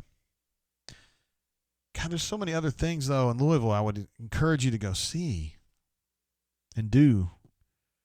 And, I got married in Louisville. We had a great meal at a place. I got to make sure it's still open, though. Oh, I'll tell you what the best place to eat in all that town is, though. If you're that way, and it's not downtown, but it's not too far out, I would call it Midtown. Stop your jokes. Stop your jokes, Montgomery people. I would call it Midtown, but it's a place called Jack Fry's. It's what I would call in Midtown Louisville. Now, this is a place where you probably need to dress up a little bit. I mean, you don't have to wear like a tuxedo or anything, but you wouldn't want to roll up in there in shorts. I would say you need a button down and some slacks or whatever. But man, the food there is insane. If you're trying to ball up and look like you're like a total badass and you're like flossing like you're a millionaire or billionaire or whatever, and you just kind of want to be in the know, you take them to Jack Fry's. That would be what I'd say. I would suggest. S. Sim says the best hamburger he's had is in the Vortex in Atlanta. I wish that I knew what that was because I would like to eat that. Oh my goodness. Lou says he's in the shadows of Qualcomm Stadium right now, also known as Jack Murphy, my old stomping grounds. Our Padres are going to win the NL West this year. Hey, did you see it's right, I do rep Tirasana. Did you see where early last year, I never brought this up because I never have any San Diego people on here, but that Manny Machado started wearing T-shirts that said Man Diego on them. And I thought that when the first time I saw it on ESPN, I laughed out loud because we used to joke about how the beaches down, because I lived in Tirasana, which is like inland, but at some of the beaches down in San Diego, it was just like a bunch of gay guys. And so we started calling it Man Diego because it was just like, I don't know. I mean, I was younger at the time. I was like 12 or 13, and we called it Man Diego all the time. And so when I see Manny Machado wearing a Man Diego shirt, and it just hit me the wrong way. And I noticed that he didn't wear them a whole lot anymore. I wonder if somebody got up to him and was like, dude, I don't know, man. I mean, I was just trying to go out and, boogie board a little bit, and you just kind of notice there's a lot of, like, Freddie Mercury-looking dudes out there. I'm talking about the area right there by, like, where the amusement park is, like Mission Bay. And, I mean, I wasn't judging. I was just these guys look like Freddie Mercury. I don't know. My mom never taught me about that stuff. Because she liked, my mom liked to listen to, this is back in the day. She listened to like Earth, Wind, and Fire and Queen and Elton John. And I was always kind of like, I didn't get it. I don't know. And she didn't like, Lou Brandon says, LOL, no, I didn't know that. Man Diego never really caught on. No, it didn't. It didn't catch on this time. But it was in the 80s. It was a thing. No doubt about it. Belmont Park, thank you. Exactly. They've got the roller coaster there on Mission Beach. And that's where we used to go to boogie board. I could convince my mom that I was near, be like, oh, it's fine down there. It's right next to SeaWorld. I mean, it is, but that didn't really mean anything. Call Me Biscuit says, take a quick tour of Churchill Downs. Hell yeah, man. Churchill Downs is like my spot. That is my happiest place on earth. Even more so than Disney, even though there's so many hot soccer moms at Disney. There's hot girls at Churchill Downs too, but I mean, they're going to be going here shortly. Yeah, if you're going like during the warm weather months, you definitely want to go to Churchill Downs if you can. That place is so sweet. Now, if you're going with foo-foo people, you're going to probably want to take them to Keeneland over on the Louisville side of Lexington, which is kind of a prettier, more lush track. And you're going to see a lot more girls in like what I would call derby attire. They tend to dress up over at Keeneland, whereas a regular day at Churchill Downs, it's just like people, you know, like real horse players. But a lot more history at Churchill Downs. Tenno says, dang, I guess JG blocked me because of what I said last game. I didn't block you. I haven't blocked anybody, bro. Even that dummy that started a political thread on the bunker, I didn't even block him. I just moved it and said, stop. Don't do that again. So I don't know what you're talking about, Tenno. Sorry about that, bro. You know I would jump in if I could. AU Taxman says, a great weekend equals the Derby and distillery tours. Ooh. I don't know if I would take distillery tours like during Derby week because it's going to be a lot of people. And Lou Brandon says, Del Mar girls greater than everything. This is a true story, dude. I mean, like the first time that I saw a girl, I was like, holy shit, I got to go talk to this girl. That was at Del Mar. I was, that would have been 82, I think, 10 years old. I was taking the Pepsi challenge. It lets you know how long ago it was. That was a big deal there at the time. And I saw a girl at Del Mar, and I just was like, I'm going to go talk to this chick. And I didn't get anywhere with her, but I was kind of honing my game. But that was the first time I remember that happening. No, I got no problems with Del Mar girls, dude. You're not going to have to worry about that. I mean, there was so many hot girls there when I lived in San Diego.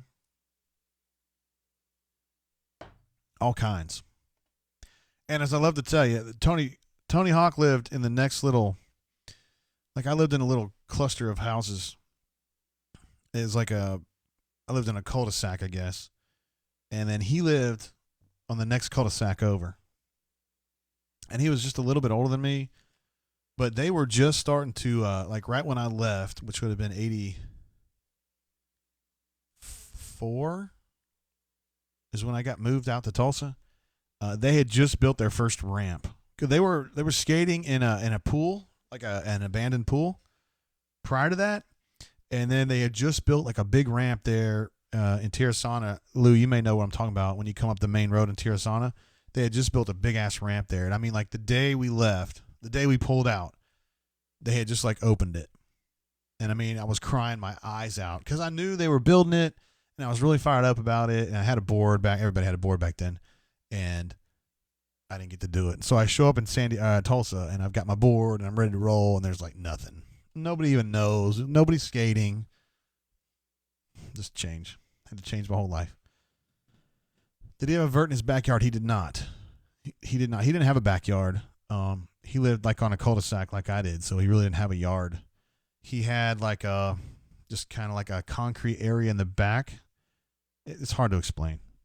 We lived in a very, like houses like every 10 feet, it seemed like. I wish I could show like on a map what we're talking about here, but Raven says Tony Hawk is an X Games legend. You don't have to include the X Games. He's just a legend. He's just a badass. And he went to Farb, and I went to Farb, and then I left to go out. I would have gone to Sarah had I stayed. We're getting a little bit down the rabbit hole here. Sorry, guys. Don't mean to. I just start reminiscing. So you look at the standings here. These are not updated, but Florida is now going to finish 11-7. Let's see if we can get these updated. I can get these updated. That ain't a big deal. Hell no. We can do that right now. But just as a reminder, Auburn is going to be playing on Friday night, 6 o'clock Central Time. The game's going to be on the SEC Network, and they'll be playing the winner of the 10 and the 7 game, which is going to be played the night before at 6 o'clock. So that's what we got going on there. Let's look at the SEC basketball standings. I can get these cut for you guys, no problem. Not going to be a problem at all. Not a problem at all, Sharon.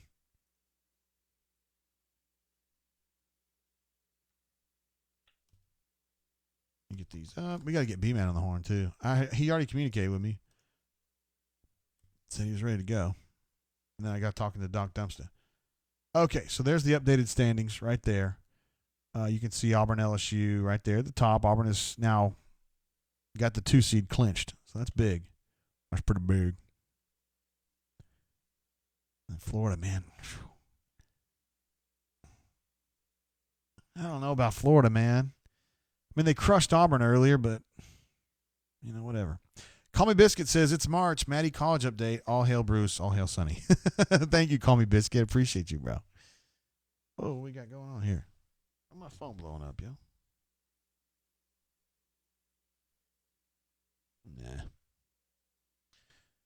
Nah. Okay, Maddie College update. Yes, sir. Call Me Biscuit. It's pretty much at this point, it's down to South Alabama and Trancey.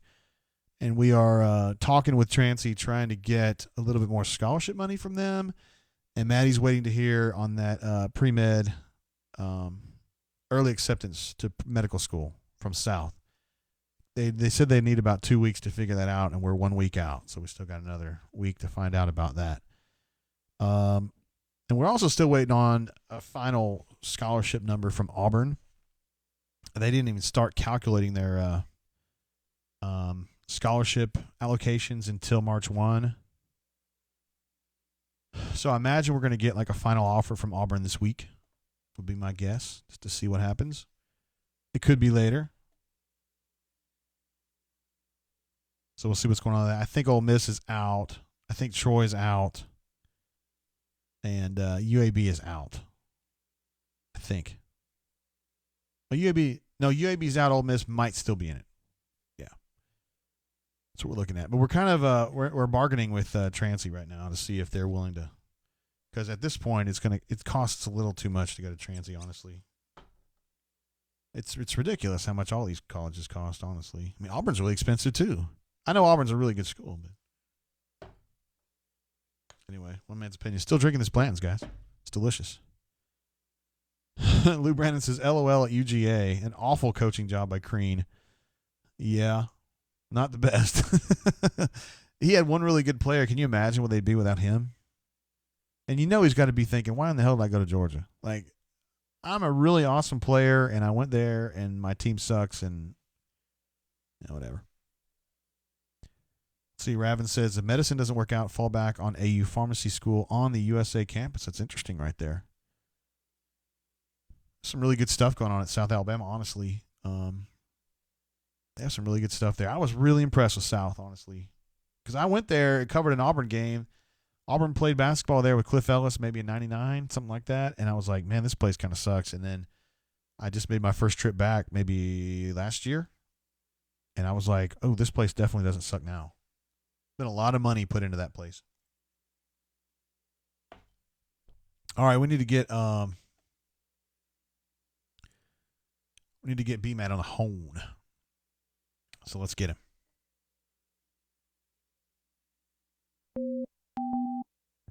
There he is. Monsieur B-Mat. Monsieur Matthews.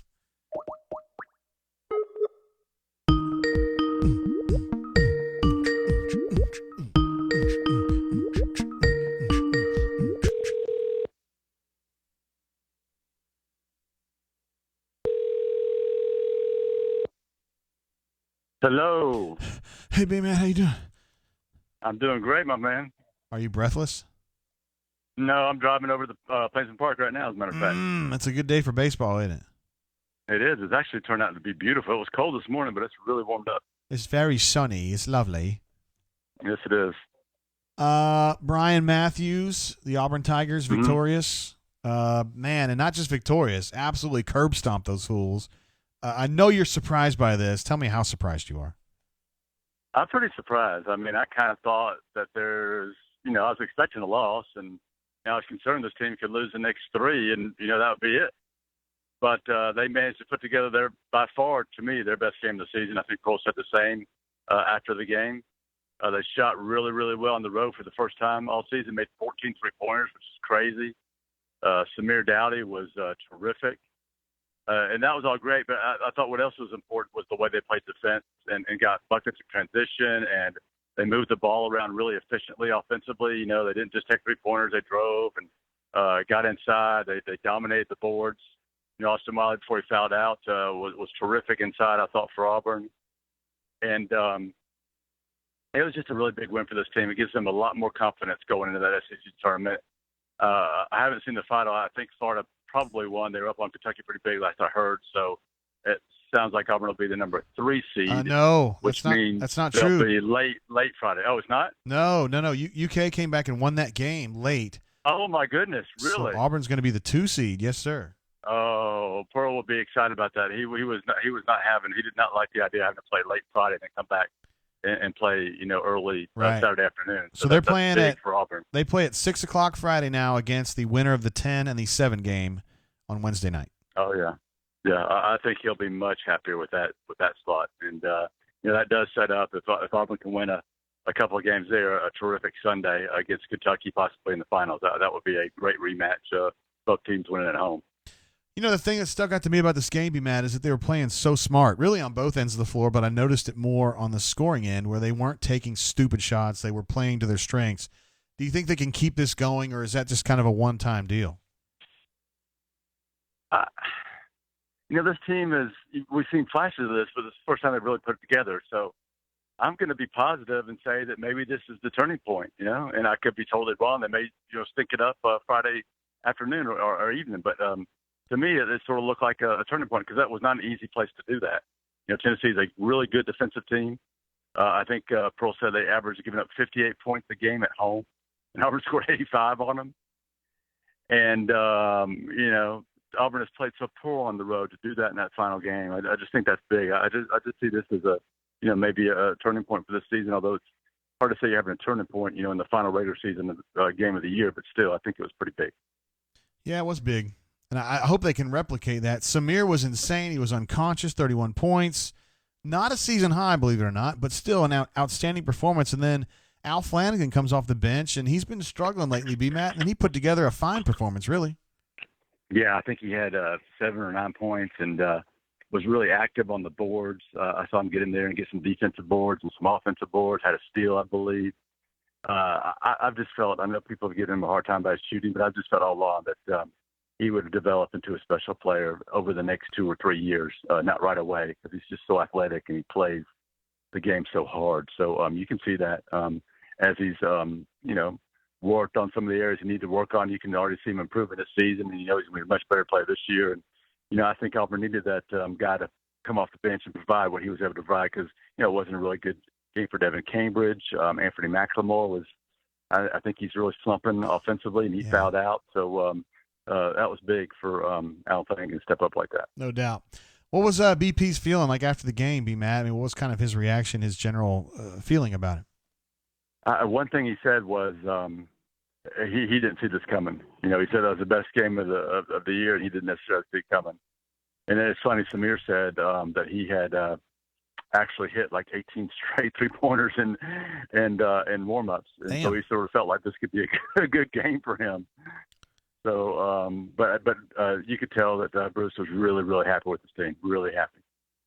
It's a hell of a performance. Baseball-wise, the Tigers were pretty solid yesterday. You expecting more of the same?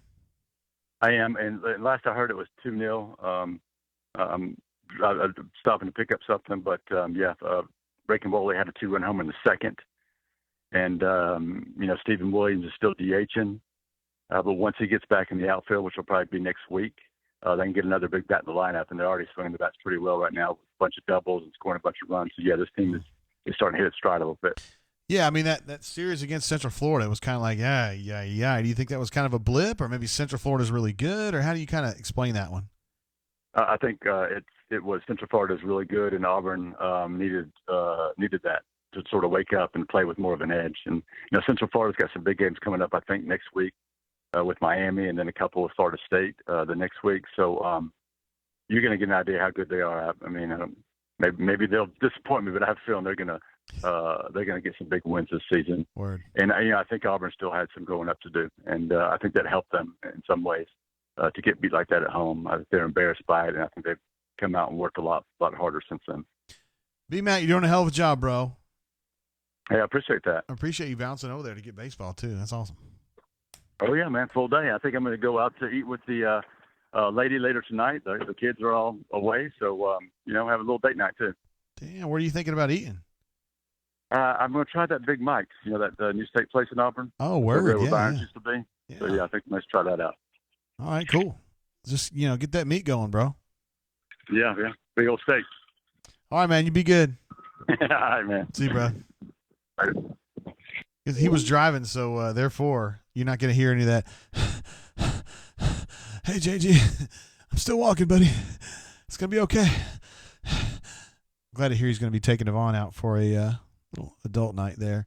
Charter Nicholson says, why do you wear a tie ESPN tryout? Well, I always wear a tie, bro. Try to be nice and presentable on the video screen there. And AU Taxman says, JG is trying to class it up since J-Rob AU 91 has been going out on date nights with his wife in sweats. That was a TMI moment on the bunker, I think. You just be like, shh, don't say that. Just don't say it. Even if it's true, don't say it. Charter says, don't leave us. ESPN will kill your soul. Wasn't planning on it. And then he says, I hardly ever chat, but listen religiously even during the painful moments. Well, I'm glad to have you on the chat today, Charter. And I want you to feel like you're always welcome here. Raven says, B-Matt sounding like he slept at a Holiday Inn Express last night. Corny says, B-Matt worked out at a Waffle House last night. And Forrest says, love seeing Turbo drill a 3. That was nice there late, huh? Turbo got out there, had got like a minute on the officially 1 minute. And drilled a 3. Big time. Hey, Terrell, yep. 1 of 1, 3 points. It's a very efficient day. 1 minute plus 4. Not bad. I don't want to call him Lady Terrell. Reminds me of the girl from, Game of Thrones. Definitely she was not a point guard. At no point in her life. Well, what do you think, guys? Got an hour and a half in. Big win for the Tigers. Bunch of super chats coming through, including Pat D. Patrick D came through big time. Shane G comes through big time. And a bunch of you guys did as well. Huge. Huge. It's our biggest super chat ever. Unbelievable. Why not AU? Coming through. Forrest says Stretch needs some work for sure. Looked a little confused out there today. I'm not surprised. I didn't think he looked confused on the defensive end. He looked a little bit out of sorts on the offensive end, but it's just going to take some time. Honestly, he's going to be a little bit like Horace like that. Where Horace was almost always a guy who gave you a lot of effort and played well on the defensive end, but offensively, it took a little time. I think Amy Grant wrote a song about that one time.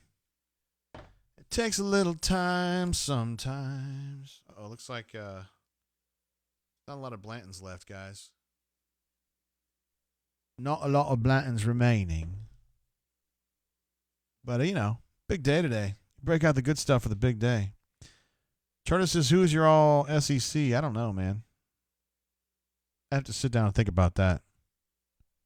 The kid from Arkansas is really good, who scored like 40 on Auburn. Nick Richards is really good. That dude at Georgia is really good. See, I don't know the names as well. They got a post player at Florida that stuck out to me. And then I pretty much watch Auburn, right? So, like, if some dude from South Carolina has, like, 5 good games, like, I'm probably not going to know that because he's not playing Auburn 5 games. Kyra Lewis is really, really good at Alabama. I don't know if Pons has those kinds of games all the time. He sure is good when I see him play. And then Auburn's best player is probably Samir. And I don't know. He's not as good as the Georgia guy. I don't know. And nobody from Vanderbilt. Nobody from Missouri. Breon Tyree's the best player at Ole Miss. He's good. But it's almost they rely on him too much. I didn't think Arkansas outside of their one dude is – they're kind of – I mean, Isaiah Joe's good. It's not true. Isaiah Joe's good. I don't know. I hope I covered everything there. Oh, man, best player at LSU, though. Do they have one that would be like an all-conference? Scott says, JG, should I get a Ford or Toyota product? Come on, man. Of course you know what you should get there. Unless you're like, hey, I got to have an American car. Well, then I understand. But if you're trying to get the best car available, you can't go wrong with a Toyota, in my opinion. And I know exactly where I would get it. I would get it at Lynch Toyota of Auburn. AU Taxman says, got to keep it going until Patrick D's super chat burns off. That was a big, big super chat, wasn't it? Man, it's only like a quarter off, too. Patrick's incredibly generous, like insanely generous. I almost feel like he's a stockholder. I got to give him like quarterly reports on how the site's doing. Give him a private conference call. AU Taxman says, Jay, do you know why the Big Ten rates so high in net? Is it just the non-conference schedules? Great question. I don't get into the weeds with the net. But you have intrigued me. So I'm going to take a look-see. See what happens here. Golly, I should be able to just show you this shit. Let me see if I can do it. I bet you I can do that. Hold on. I tried this once before and it didn't work. Is it window capture?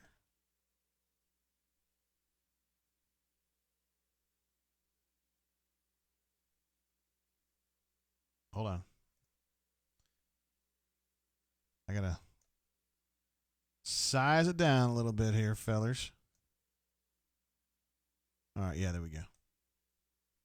All right, these are the net ratings that the AU Taxman was talking about. I'll just kind of scroll through some of these. Kansas, I agree with. Gonzaga's good. Dayton's good. SDSU's good. Baylor's not been as good here lately. They've got shooting issues. Duke, I hate Duke. They're billing this whole, like, it's the rematch with North Carolina. I'm like, they're going to crush North Carolina. I don't care. Michigan State gets some Big Ten love at number 7. Look at this Big East stuff. Creighton, Villanova, and Seton Hall all together. Are you kidding? Plus Butler. Those teams are, like, kind of iffy. That's silly. All right, so Big Ten, you got Michigan State, Ohio State at 15. Maryland's not even really a team. They're 18. Marquette at 20. No, I'm sorry. Michigan at 24. Michigan sucks.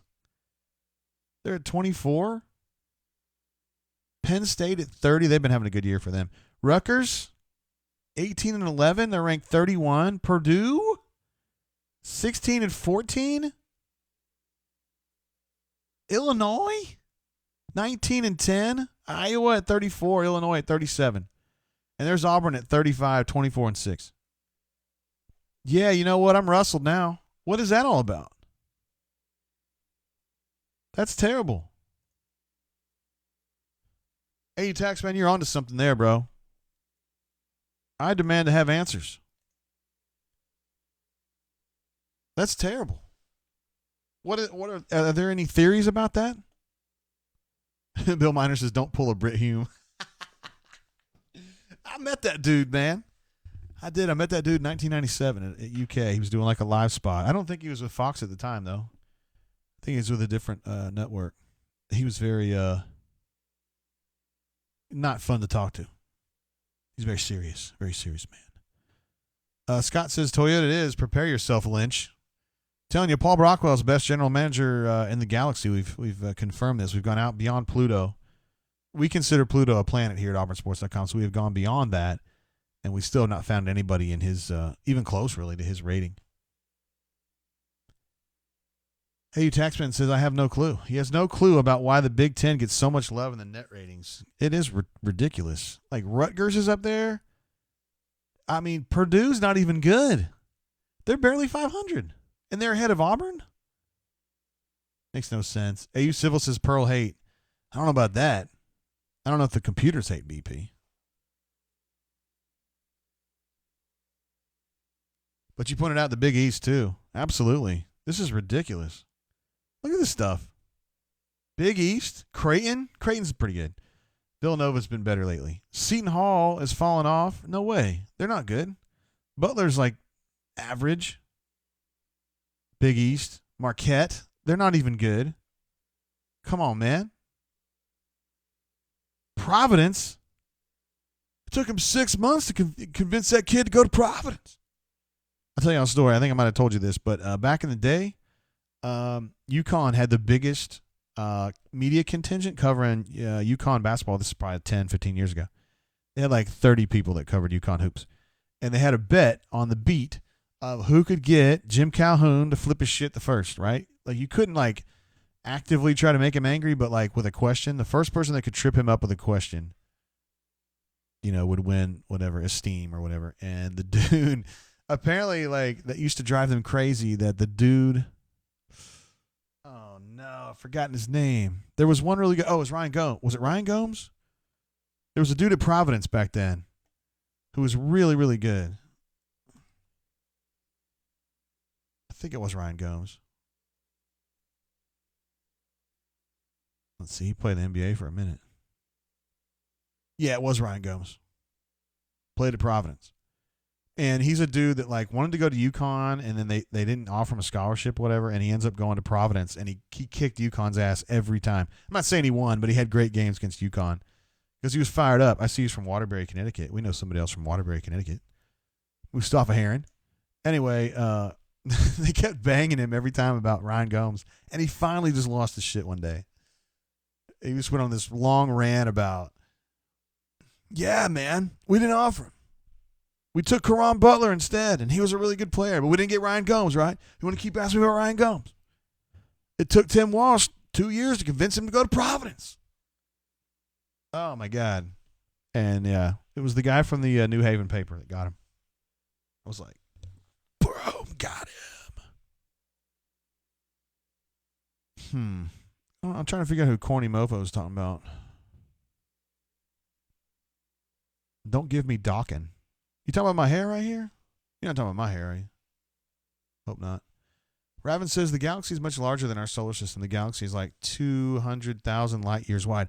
Dude, I was just saying, like, I can only confirm about 1/2 light year beyond Pluto because that's as far as we've gotten, and I'm not trying to make any comment about how big the galaxy is.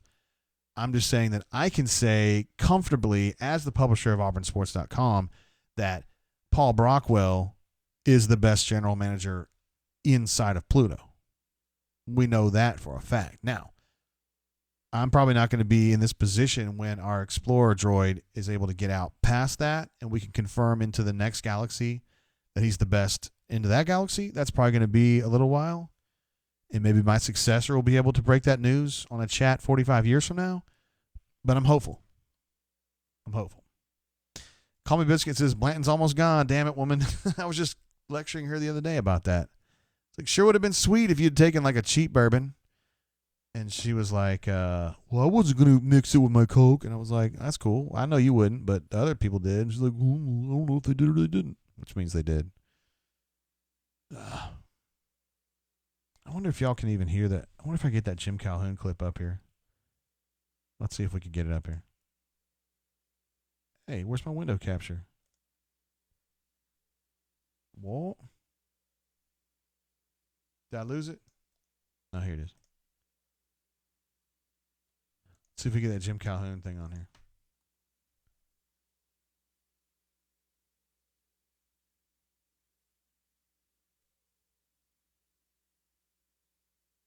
Oh, he says bad words. I forgot about that. Wasn't a stupid question. It was a great question.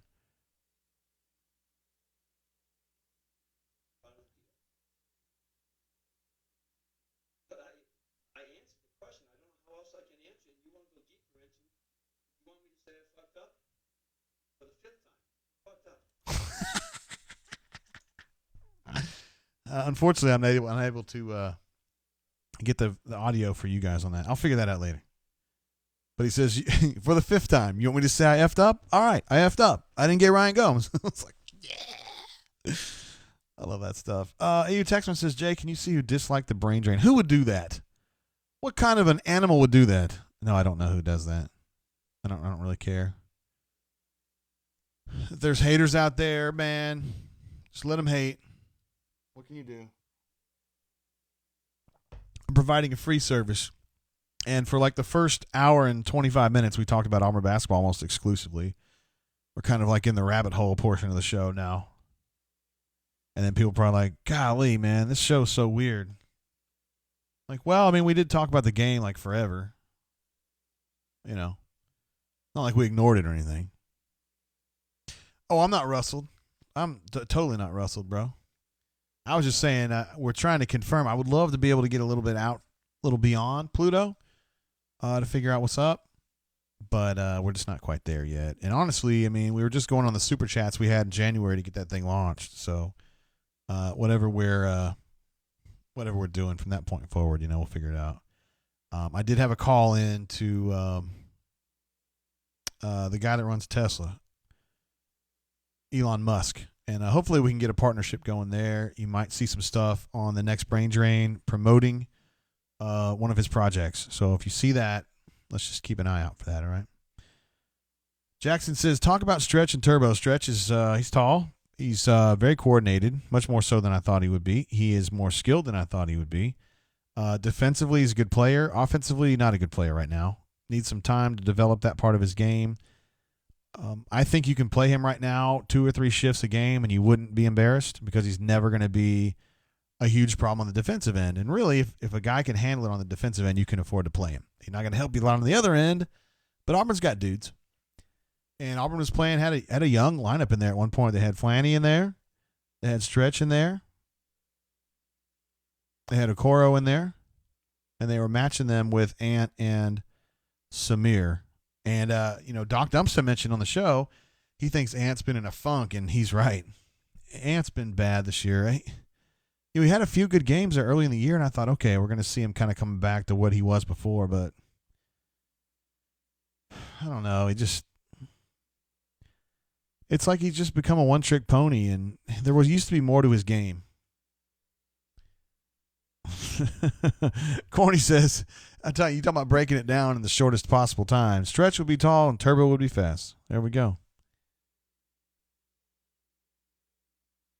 Jackson G says, Stretch, Jalen, Cambridge, McCormick, Samir. I would have called you crazy if you told me we thrived with that lineup. Let's see, Stretch, Jalen, Cambridge, McCormick, and Samir. Yeah, they probably played that group too, didn't they? AU Civil says Stretch seems to have a long huge wingspan. Yeah, maybe that's why they call him Stretch, right? He is. He's very lanky, and you would think he would be uncoordinated, but he's not.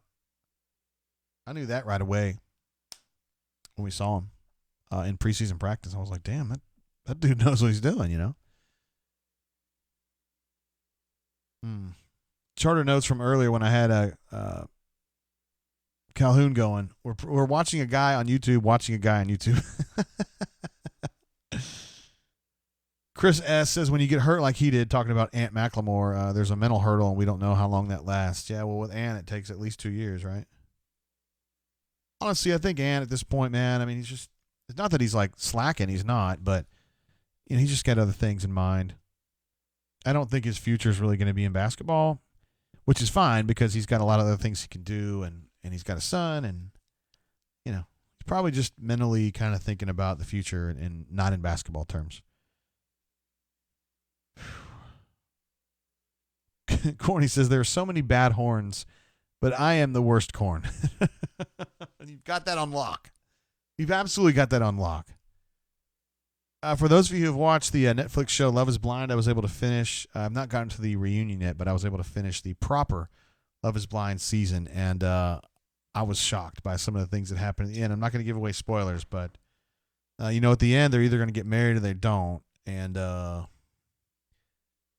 girls that were my favorites, I had 3 that were my favorites, and they went 1 of 3. And I think I misjudged one of them really badly. I don't want to say which one, though. I don't want to give away any spoilers, but my favorite girl, I think I misjudged her pretty badly. But maybe not. I don't know. Maybe I didn't. All right, my favorite. Well, I don't want to give away spoilers, though. My wife and I, we've been together a long time, and we generally see eye to eye on our personal assessments. So, like, if we meet somebody, we pretty much have the same opinion of, oh, we liked her, we didn't like her, or we liked him or didn't like him, or whatever. Scott has already made a decision. Says, JG, driving off the lot in my Camry, I love it, thanks. Wow, that was easy. I do hope you drive a Camry, because that's what I drive, and they're awesome. AU Civil says, how about that softball? Another super chat from AU Civil. Thank you, sir. Well, they lost yesterday. They got blanked at Florida. I don't know how they're doing today, though. They're going to have some trouble this year. They're definitely going to have some trouble this year. But that's okay. His next team's going to be even better. Well, his next team's going to be decent. AU Taxman says he's trying to get the wife into Love is Blind. I mean, I feel like if you – well, I don't want to speak for all women, but my woman, once she saw the first episode, she was like, I like this. It was a lot of fun. I wish they'd spent more time – I'm not giving away any secrets here.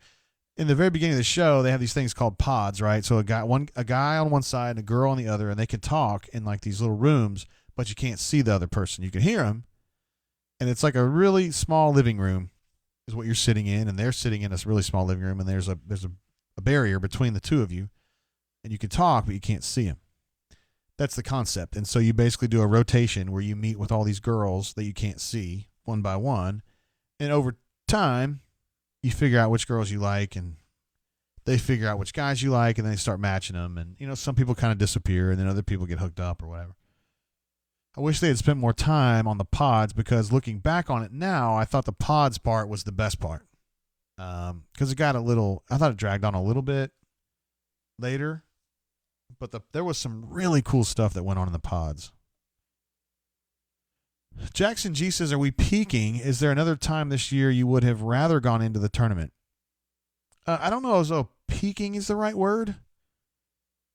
This was a great game. I mean, this is their best performance of the year. And if indeed that sets a new watermark for this team, then yes, you're right. That would be peaking. I'm not convinced of that. And I don't know how many of y'all are as well. I mean, I give them full credit for the win today. Huge, huge win. Came at a perfect time. We just got to make sure that this is repeatable, that they're going to continue to play intelligently like this and distribute their shots intelligently like they did today, because sometimes they fall in love with a three when it's obvious to everyone in North America that they're not going to hit anything today, and they just keep jacking from three, and they just shoot themselves into a loss.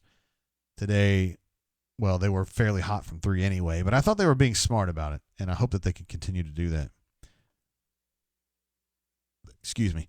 Your textman says, how about Coach Flo ripping her players? All right, so we'll talk about Coach Flo a little bit. She is the women's basketball coach at Auburn. Long story short, the team was not very good this year. For most of the year, they were in 13th place in the SEC, ahead of Ole Miss, and Ole Miss is like the worst you've ever seen. But toward the end of the year, let's say the last month, they started moving up a little bit. They got better. They probably finished. I don't want to speak out of turn here. SEC women's basketball standings. I want to see where Auburn actually finished here. Now, this is a very difficult league now. Okay, so Auburn finished 13th. They were playing better basketball at the end, though. They finished tied, I guess, technically for 13th with Vanderbilt, who is also not a good team.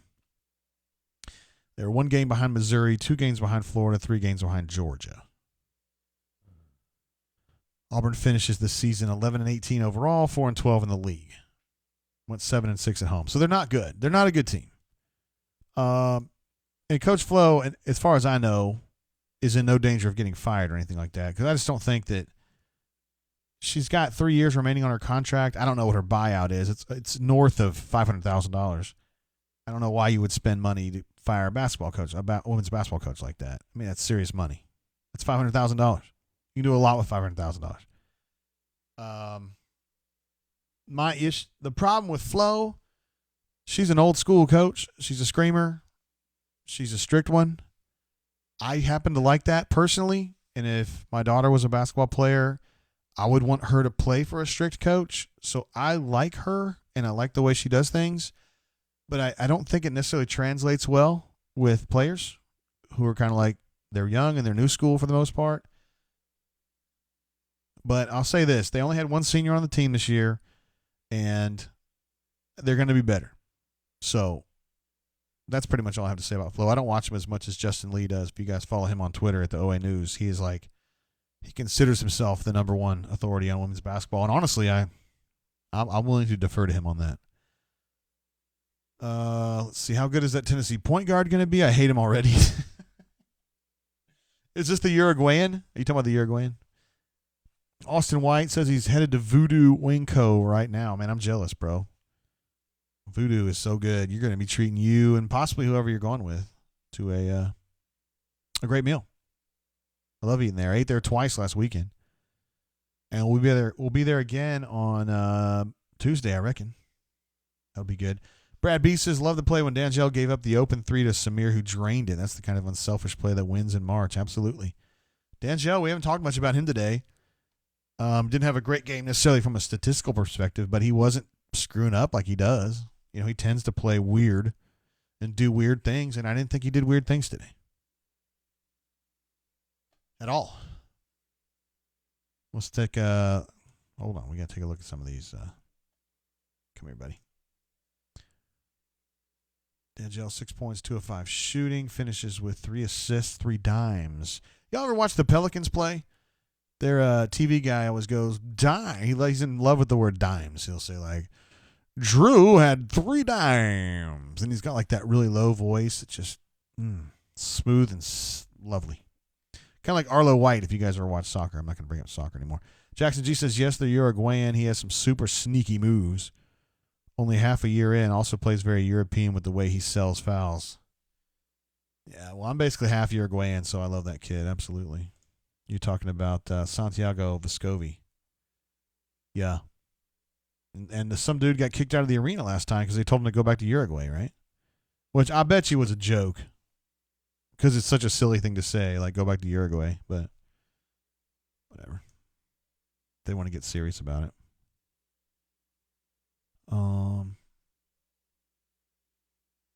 Trying to think. I talked to a bunch of people at Pro Day yesterday, like off the record.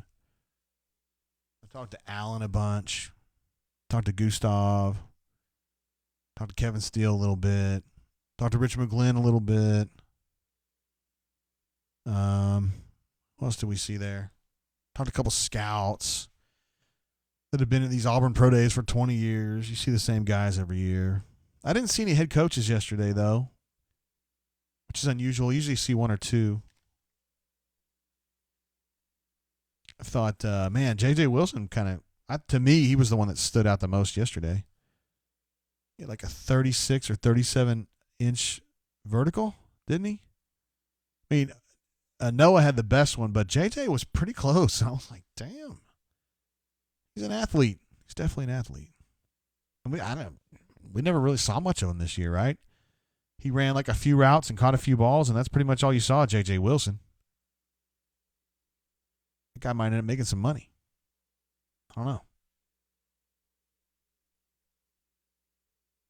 Love is Blind. I encourage you guys to see that, though. It might be a good, if you guys aren't necessarily into that, at least maybe you get your girl into it. Say, oh, honey, are you interested in watching this? Because there's a couple upsides for you. First of all, the girls are, by and large, pretty hot. And if you're a girl watching the show, the guys are generally pretty good looking. Maybe not Mark, but the other ones. I mean, like Barnett. My wife liked Barnett. And just to kind of see them talking and kind of sizing each other up and what they call the pods when you can't see the other person was interesting. But my ranking of the girls, it didn't turn out that well.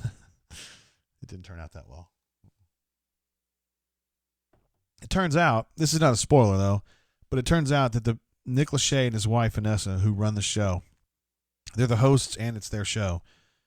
They say that if you propose to the girl or the guy, if there's a proposal, you have to go through to the wedding regardless of what happens.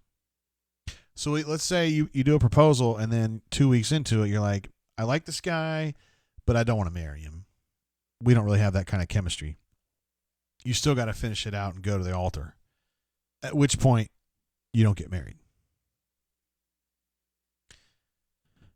It said, AU Civil says Love is Blind is definitely a girl's show. Yeah, whatever. I don't need you to be judging me over what's a girl show and a guy show. I liked it, okay? All right, Scott, who is now in his brand new Camry that he bought from Lynch Toyota of Auburn, says he's on 85 South, 77 miles an hour. This thing is cruising. Please do not exceed the speed limit. I do not want you to get pulled over. AU Civil says softball plays at 5 o'clock. Dismukes did well on the mound yesterday. Will be interesting to see how Yarbrough pitches. I know she is the transfer from South Alabama, and she has been significantly better than expected this year. So, pitching wise, they're relying on girls now that really weren't even on the radar. I mean, KK Dismukes was not on the radar to start the season, and Yarbrough was kind of like, oh yeah, she's there too. And it turns out Lexi's not been good so far, and Ashley, when her ball's moving, she's good, and when it's not moving, she gets rocked. And she's been getting rocked more than she's not been getting rocked. So that's kind of the problem now. That's the situation. Jackson G said, did Chris Todd come to try out for the NFL? Was Chris Todd there?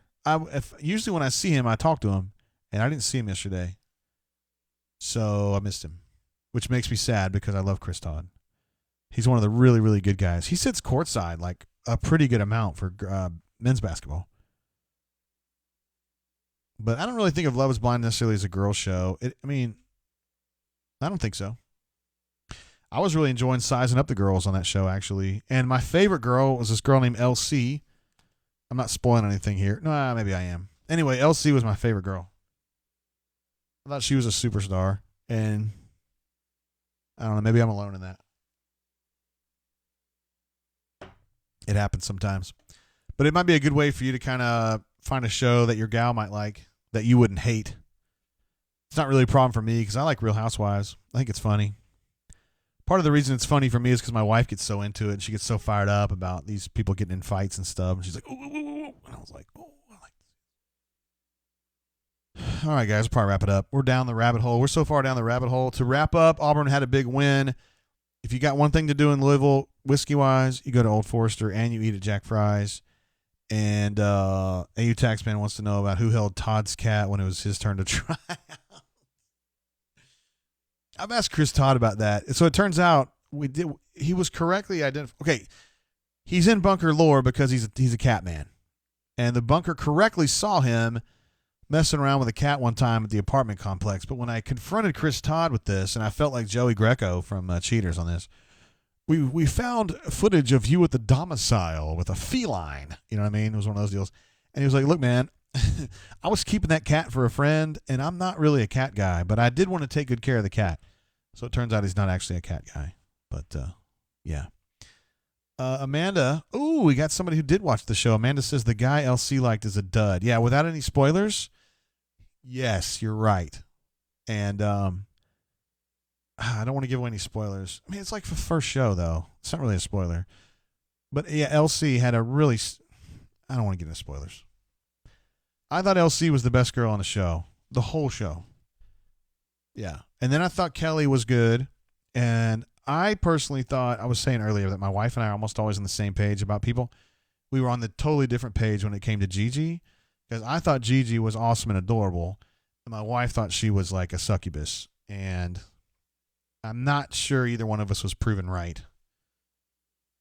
But I thought Gigi was adorable and just super, super awesome. And all she needed was a guy who was just a little bit fun. Like, just a little bit. Like, you don't have to be, like, the guy she was with, and I'm not going to say who it was just, like, super, super, like, hard and strict on her.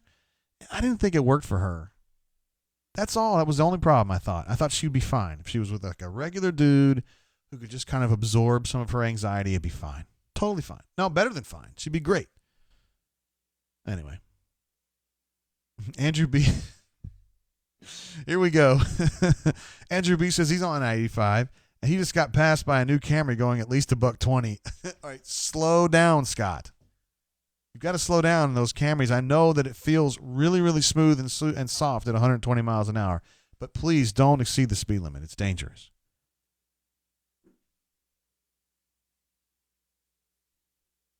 Hey, administrative assistant, how are you doing? I saw you put that back up. That's big. Oh, you want to be on the show? Come here, bro. I got Maverick in the house, you guys. Come here. Bro, if you want to get on the show, you got to get up here. There he is. Hey, buddy. What are you doing? Can you say hello? Can you say hello? Are you sorry that you scratched me on my nose the other day? Will you say hello to the peoples? Can you say hello? Ah! All right. There goes Maverick. He's gone. That's my pug, you guys. Let's see. Amanda says, watch the reunion show if you haven't for news on Gigi. Yeah, I think we're going to be watching that today at some point. I'm kind of looking forward to it. I really, and Amanda, I think you watched it, the show. I really thought it was fairly real, like the show was, until the wedding day situation. And I thought it got really scripted. Without giving away any spoilers, the way that the Gigi thing kind of played out, that just seemed unnatural to me. Like, super unnatural. Like, it wasn't even good scripting. It was bad scripting. I was really turned off by that, but whatever. She did say some really hurtful things, though, didn't she? Like, I got to give, my wife was right about that. She said some really mean things to that guy that she was with. I don't want to say who it was. Yeah. But, I mean, I think it was just her kind of lashing out. She's still like 24, 25 or whatever, so you got to give her a little leeway. I was telling the people that you and I disagreed on Gigi. I know you didn't like her, but you still don't like her?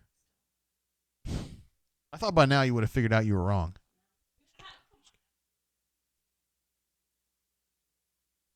We had to do a Love is Blind show, too. But just for the Love is Blind people, not for y'all. Jackson G says, can Okoro get back to where he was pre-injury? Could him losing half a step be why he keeps getting in foul trouble? Possibly. I really don't think that he's injured at this point. I think he's okay. I don't think the injury was particularly bad.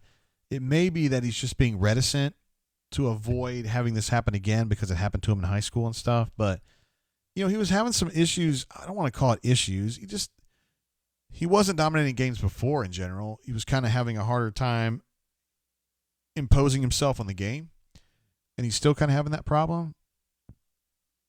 I don't really know. I think he's just kind of learning his way. I just don't know if he's, again, I don't know if an NBA team's going to want to put a lottery pick on a guy that never really dominated in college. I mean, he just hasn't yet. He will, but he just hasn't yet. Andrew B says he just passed the Camry doing donuts in the median. Scott, man, you got to calm down, bro. He said he just cut a tire trying to pass someone. Man, it happens quick. Life comes at you fast, doesn't it? Zach M says, hungry pug. Pugs are always hungry. Although this one's way better than the other ones we've had. Maverick doesn't, if he's not hungry, he doesn't eat much. My other dogs, I mean, they could be starved or they could be completely full and you put food in front of them, they'll just keep eating until they throw up. But he doesn't do that. AU Taxman asks if the people on the show go by their initials. No, it was just LC. Her name is actually Lauren, and I think the reason she went by LC is because there was another Lauren on the show who was also cool, like the other Lauren too. And she surprised me a little bit for a different reason. Jackson G asks, is the media going to March Madness even if they are off limits for fans? That's a good question. I believe if that were to happen, the media would still be able to go. That is my belief. I know for a fact we're going to be there for sure. I am not going because I'm going to be doing the shows for the SEC tournament, but Nate's going for show and B-Met's going for show. So we're going to have people in the hizzle. And the NCAA tournament likewise. I was telling everybody on the show about how you're wrong about Gigi. Did you say what I think you just said?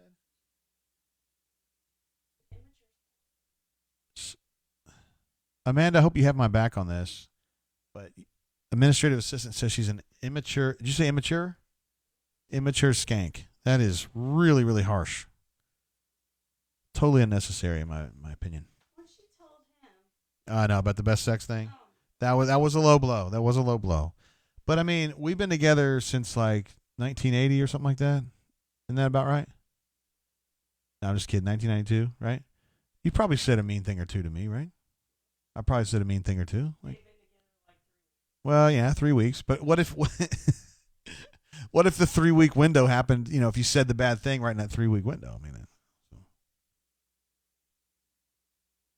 she's not dumb. She's not dumb. Anyway, she is a business owner. We don't know what business it is. We don't have to go. We don't have to know what business it is. I don't know if you saw on the show earlier, administrative assistant, but why not AU, also known as Patrick D from Virginia? He dropped a big fatty. That is right. He's like our Hall of Fame, first ballot Hall of Famer. He's done an incredible job. Jackson G was asking about if media is going to be allowed in the NCAA tournament if it's blocked from fans. He now asks how much money to become part of the media for a weekend. Oh, if the NCAA is listening, we would never do that. Never allow somebody to buy their way onto it. It just take a modest super chat. That's all. That's all it really take. Amanda M, fortunately, is on my side on this. She says, I like Gigi and didn't think she was slutty. You never said she was slutty. You said she was a skank. Just of low moral value. I didn't see that. I thought that girl was as sweet as she could be. She's a little immature, but I thought she was very open about it. She said that she was open to self-sabotage. And she's 24, and, you know, sometimes people aren't finished products at 24. That's all I'm saying. And to further that point, remember now, all these basketball players and football players are 19, 20, 21 years old. I mean, there's more to them than what you see on the field. A great example is Nick Coe. Nick Coe didn't have a great senior year. He had some other things going on in his life that affected him negatively. Would have affected all of us negatively if they were going on to us. We end up kind of getting on his case because he's not playing well and he's not even there for his team at times. But he had good reason to not be there. You know, everybody's dealing with different stuff. AU Taxman changes my wording for me. Thank you. He called it low moral turpitude. It's not even fair. Gigi's not that bad. Jessica's kind of bad. Jessica's got a drinking problem. There's no doubt about that. And Amber's she's got a debt problem. Yeah, she's got a debt problem, an alcohol problem. Jessica's got commitment issues. Jessica's got drinking issues. Kelly's got commitment issues. And then everybody else, right? I mean, Lawrence seems pretty normal. The first guy? Barnett?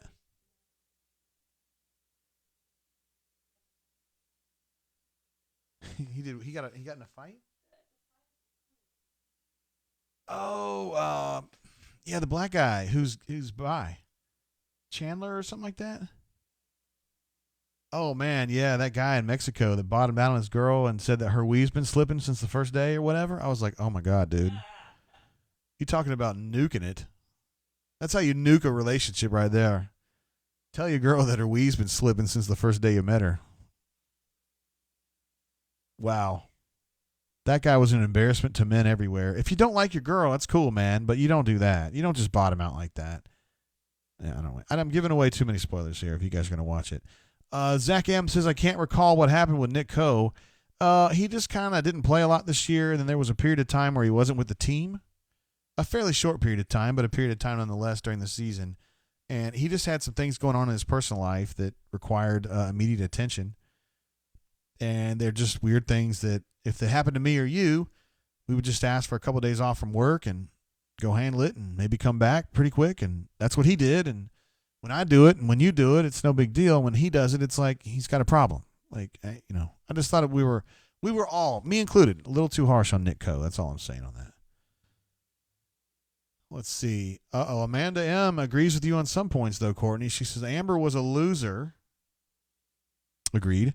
And Jessica fucked Mark over.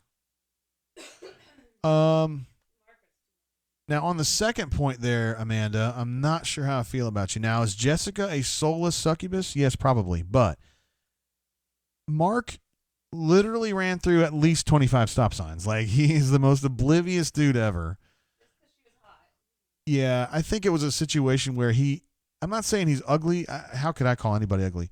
But he was probably the least attractive of the guys on the show that I saw anyway. And then he walks up and he sees Jessica, who's pretty hot, right? She's kind of. Everybody knew she was crazy. She's 35 and hot. You would never in your life think she was 35, though. You would think she was like 45 because she looks old for her age, right? I think it's the drinking. It's just wore her out. And she's got this hang up over age. She just lost her mind over, I'm 35 and he's 25 and blah, blah, blah. And literally nobody else cares but her. Honey, we're already past, we're at 2 hours and 15 minutes. We've talked about every single part of Auburn basketball we can talk about. We're in the rabbit hole now firmly. I told them we were talking about Louisville earlier, and I said that if you want to look like a badass and you want to go to dinner there, you go to Jack Fry's because that's baller confirmed. Am I right? Unless Kuntz's is still open. Is it closed? I think Kuntz's is closed now. And where was our rehearsal dinner at? You remember? Where was our rehearsal dinner at? Oh, don't you dare look at me like that. I think Kuntz's is closed. It's definitely closed, yeah. Sad. Oh my gosh, this is so great. My wife can't remember where we had our rehearsal dinner. It was in Louisville and it was a place that she chose. I didn't choose it at all. Your mother did. AU Civil says y'all having a pillow fight later. I didn't choose it at all. If I had a pillow fight with administrative assistant, I would lose because she's mean and she's very strong. Oh, so I'm talking to Gus the other day, and he says, so tell me about how you met your wife. And I told him, like, she was a field hockey player, and I was a very, very young aspiring sports writer, and she had gotten suspended for intentionally injuring a girl on another team, and she'd gotten like a red card suspension, and I wrote about it, and it kind of developed from there. And I told him that. I said, she had injured this girl on purpose, and she had popped her on the ankle with her stick, and she had shattered her ankle, and et cetera. And he goes, right, so you wrote about how she got in trouble? And I was like, yeah. And he goes, and that made you want to date her? And I was like, it sure did, actually. I kind of like a girl that has a little bit of an edge to her. What's it called? Bucks. Thank you for looking that up. Bucks. Is that still open, I wonder? That was good. I would like it more now because I didn't drink that much back then. Oh, I got good news. Bucks is still open. It's called, now officially it's called Bucks in the Mayflower at 425 West Ormsby Lane in Louisville. Still open for business, thank goodness. And better yet, they're showing that they have a bar here and you can get the Four Roses small batch there. It's pretty good. I would highly recommend that. Oh, there it is. Same address and everything. It didn't move. Zach M says, my administrative assistant has the voice of a 20-year-old. Isn't that sweet? Administrative assistant? Oh, yeah, Jessica has that. There's a name for that. There's a name for Jessica's voice. Where she's like, can you tell me what's going on? And if you notice, like, as the season went on, like, her voice stopped. It stopped that. Like, in the pod, she was like, oh, my God, B, tell me about it. And then later, she was, like, talking normal. Charter N correctly surmises that Jay likes a girl who can hurt him. Yeah, she's still got that field hockey stick here, guys. And More than once she's picked it up. She's not actually used it on me. But it was funny when Gus was like, so she was violent on a field hockey field and you wrote about it and that made you want to date her? I was like, yes, sir, it sure did. He goes, wow, okay. And I'm thinking to myself, dude, you're married to Christy. Like, Christy would absolutely knock you out if you'd done something to her. Like, stop. Just stop with that.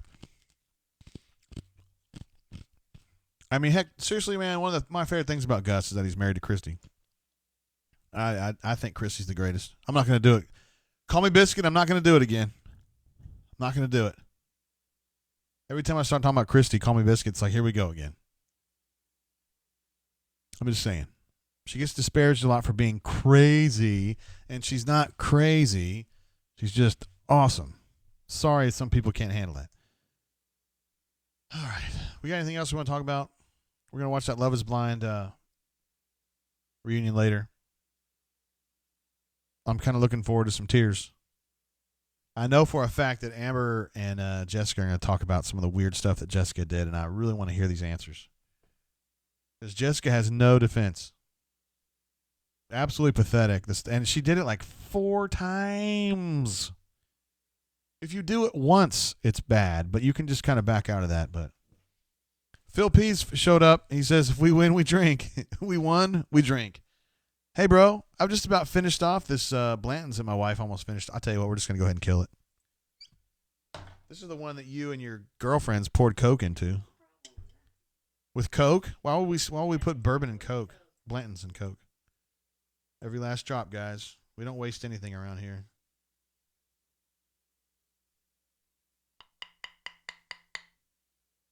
That thing's pretty well gone. Oh, yeah. What are we going to do with this empty bottle? Why don't we put some Heaven Hill in here and tell everybody it's Blanton's? They won't know the difference. Phil P. says, got in late, JG. So have we found the shooting we've been missing? Maybe. They were definitely hot today. We thought that they had shot very intelligently today. They had been smart. Not just shooting threes, but shooting some smart twos, doing a lot of driving today. And we were thinking that BP and Burgo and the other guys had sat down and said, look, guys, you're not a good 3-point shooting team. You're a good 2-point shooting team. Let's try to adjust where we shoot the ball from. Because they did that today. They made intelligent decisions about where they were shooting. Raven says, where does Blanton's rank with bottle design? That's a good question. This is an interesting bottle. Any other bottles really grab you, Miss Courtney? I'm sorry, administrative assistant? Oh, yeah, she likes the Willet pot still, which gets extra bonus points because it actually is, that's what the pot still looks like. The actual Blanton's pot still. It looks like the bottle. I know because I've seen it. And there's a cat that lives under it. And her name is Cat. We'll just call it Cat. So for me, Blanton's would be high on bottle design, but I will say this, it can be difficult to actually hold. Like, I know my Legent bottle, which I have downstairs, is a lot easier to hold than this one. This one you could slip kind of easily. Let's see, a Maker's Mark bottle. That's just kind of like a standard bottle. You grab that by the neck. Old Granddad is a tougher than usual. It's kind of a thicker one. You can still grab it by the neck, though. Knob Creek. I mean, that's just kind of a classic, It's pretty easy to hold, I think. They gave you a little bit of a lip right there. I don't know. I'd say Willet is definitely leading the way. I've got a little Willet right here. To make sure you guys can see it, the little Willet pot still. Got a little mini one. This is in case of emergency, guys. In case we get a coronavirus quarantine, I know I can have enough bourbon to get through it. Did you guys go out and buy anything? I did. Went out and got toilet paper and water. And I also bought some non-perishable goods we can put in the closet and we can eat on. I got a big old, like a brick of ramen noodles. Which is kind of a joke with administrative assistant. Because back when we were poor, we used to eat a lot of ramen. Raven says, have you had the new Heaven Hill BIB? I have not. I don't see a lot of Heaven Hill here. I don't feel like they actively market it down here. Spider Child says, I used to like Knob Creek. Yeah, what happened? It's still good. Chip in the Hizzle, our number one commenter from Mobile, I believe. Did I miss anything? No. Just Auburn's best win of the whole year, Chip. Don't worry about it. No big deal. Glad to have you, though. Seriously. Jackson G says, how about that pass Pureflow made to Samir when both were wide open? Mature move. Best play of the game for Auburn. I thought the stretch, rejecting a homie, left-handed dude, late in the first half was the best play of the game. But fair enough. Yeah, D'Angelo was good. D'Angelo was he played intelligent basketball today. I'll give him credit for that. Oh, yeah. Did I finish off the Blantons? No, I didn't. Down the hatch. That's the end of it, guys.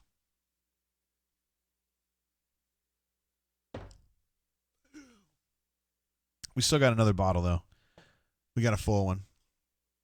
As I recall, was that a 20 bottle, Cordy? I think our Blanton's bottle was like dumped very recently. Like a month ago. Got a brand new bottle. Matt N says Missouri's beating Bama by 19. Damn. I didn't see that coming. And I think I totally missed on the seeding, the potential seeding. Let's see if I can get the standings up here. So Auburn will be playing 10 and 7, so 14, 13, 12, 11, 10. So if it would stay like this, it will be Arkansas against A&M. The winner of that game would play Auburn on Friday night. But we still have some games going. Looks like Missouri's going to be moving up. They'll break out of their tie with Ole Miss. Alabama would come down, which means Alabama might slide in that 10 spot then, right? I don't know, man. There's people out there that, like Justin Lee and those guys, they all figure this shit out. It's just too much for me. So we'll figure it out when it happens. I cannot believe Missouri crushed Alabama like that. It's so weird. Spider Child says he sticks with beer now. Too weak for the bourbon. Don't ever be too weak for the bourbon. There is soft bourbon if you need it. Blanton's is pretty gentle, I think. Old Granddad is not. And this Blinking Owl bourbon's pretty good, too. Well, what do you got there? Oh, whoa. What are you doing? Are you putting the table up? Whoa, what? Yeah, AU Civil says, what is going on in Turkestan? I don't know, man. That team's all over the place. They've got people who are injured, though. I mean, Herbert Jones is out, right? Take a look at that. Take a look at that box score. Maybe next year I'll be able to get this stuff up. Oh, my God. 69-50? Are you shitting me? No way. No, Herb Jones did play. 3 points and 3 rebounds. Man, he's big. John Petty had 5 points and 1 board. No, 1 point. What the hell? Kyra Lewis had 18. Isn't he going to wrap it up, though, or something? I don't know. Hey, look at these. Alabama shot 30% from the floor, 16% from 3. What do they think they are, Auburn? Free throws, 69%. Missouri goes 41% shooting, 26% from 3, 80% at the line. Out-rebounded Alabama by about 1 million. No, it was actually 14. 18 turnovers for Bammer. How about that? Man, 19-point loss. Yowzers. That's a mess right there. Well, on that note, we'll probably let this one go, yo. We've been going 2.5 hours now. You guys are awesome. I know some of y'all have been here from start to finish. I know Raven's been here from start to finish. For sure. And I apologize. No, AU Civil's been here from start to finish. Well, at least close. AU Taxman's been here from start to finish. I know there's others. I hope Scott is still driving safely out there and hasn't wrecked his brand new Camry that he just drove off the lot. Yeah, that'd be bad. You guys got to make sure you drive the speed limit, or at least close to it. It's dangerous if you don't do that. I do want to give big shout-outs to our super chatters today. Shane G. and Patrick D. Unbelievable today. Thank you guys so much. Canoe Man, Ben B. in the house as well. Stu Pup, Caddy Wampus, Fat Crack, Call Me Biscuit. Scott came through as he was letting us know about his new Camry, and AU Civil as well. Some great folks. The best, in my opinion. Jackson G says, say bye to me. Bye. AU Civil says night night. Nice tip of the hat to Rod B. Last name redacted. And Chip says that's a mighty powerful brain draining JGT. Only until you get here can we turn it off there, Chipper. All right, guys. Hell of a show. Appreciate you all. You guys know the score because it's been on the screen the whole time. We've taken a look at every stat we could possibly look at, and we've also talked about a bunch of other stuff, including Love is Blind, Jim Calhoun, Tony Hawk, Scott's new Camry. So many topics. You guys are the best. We will catch you all again. Let's see, Friday night-ish. That game's going to be contested beginning at 6 o'clock Central Time, with or without a crowd. We'll see how that turns out. And Auburn will be playing somebody, and we'll be talking about that around, 8:30 Central Time sometime on Friday night. You guys may be getting ready to go out with your buds or your lady friends and partying, but I'm going to be here on the internet because it's what I do. It's what we do. Word. How you doing, administrative assistant? So we're going to wrap it up there. Appreciate you guys being part of the show. And, of course, all our super chatters, you guys are the best. Until we see you Friday, keep your feet on the ground. Keep your feet on the ground and keep reaching for the stars. Peace.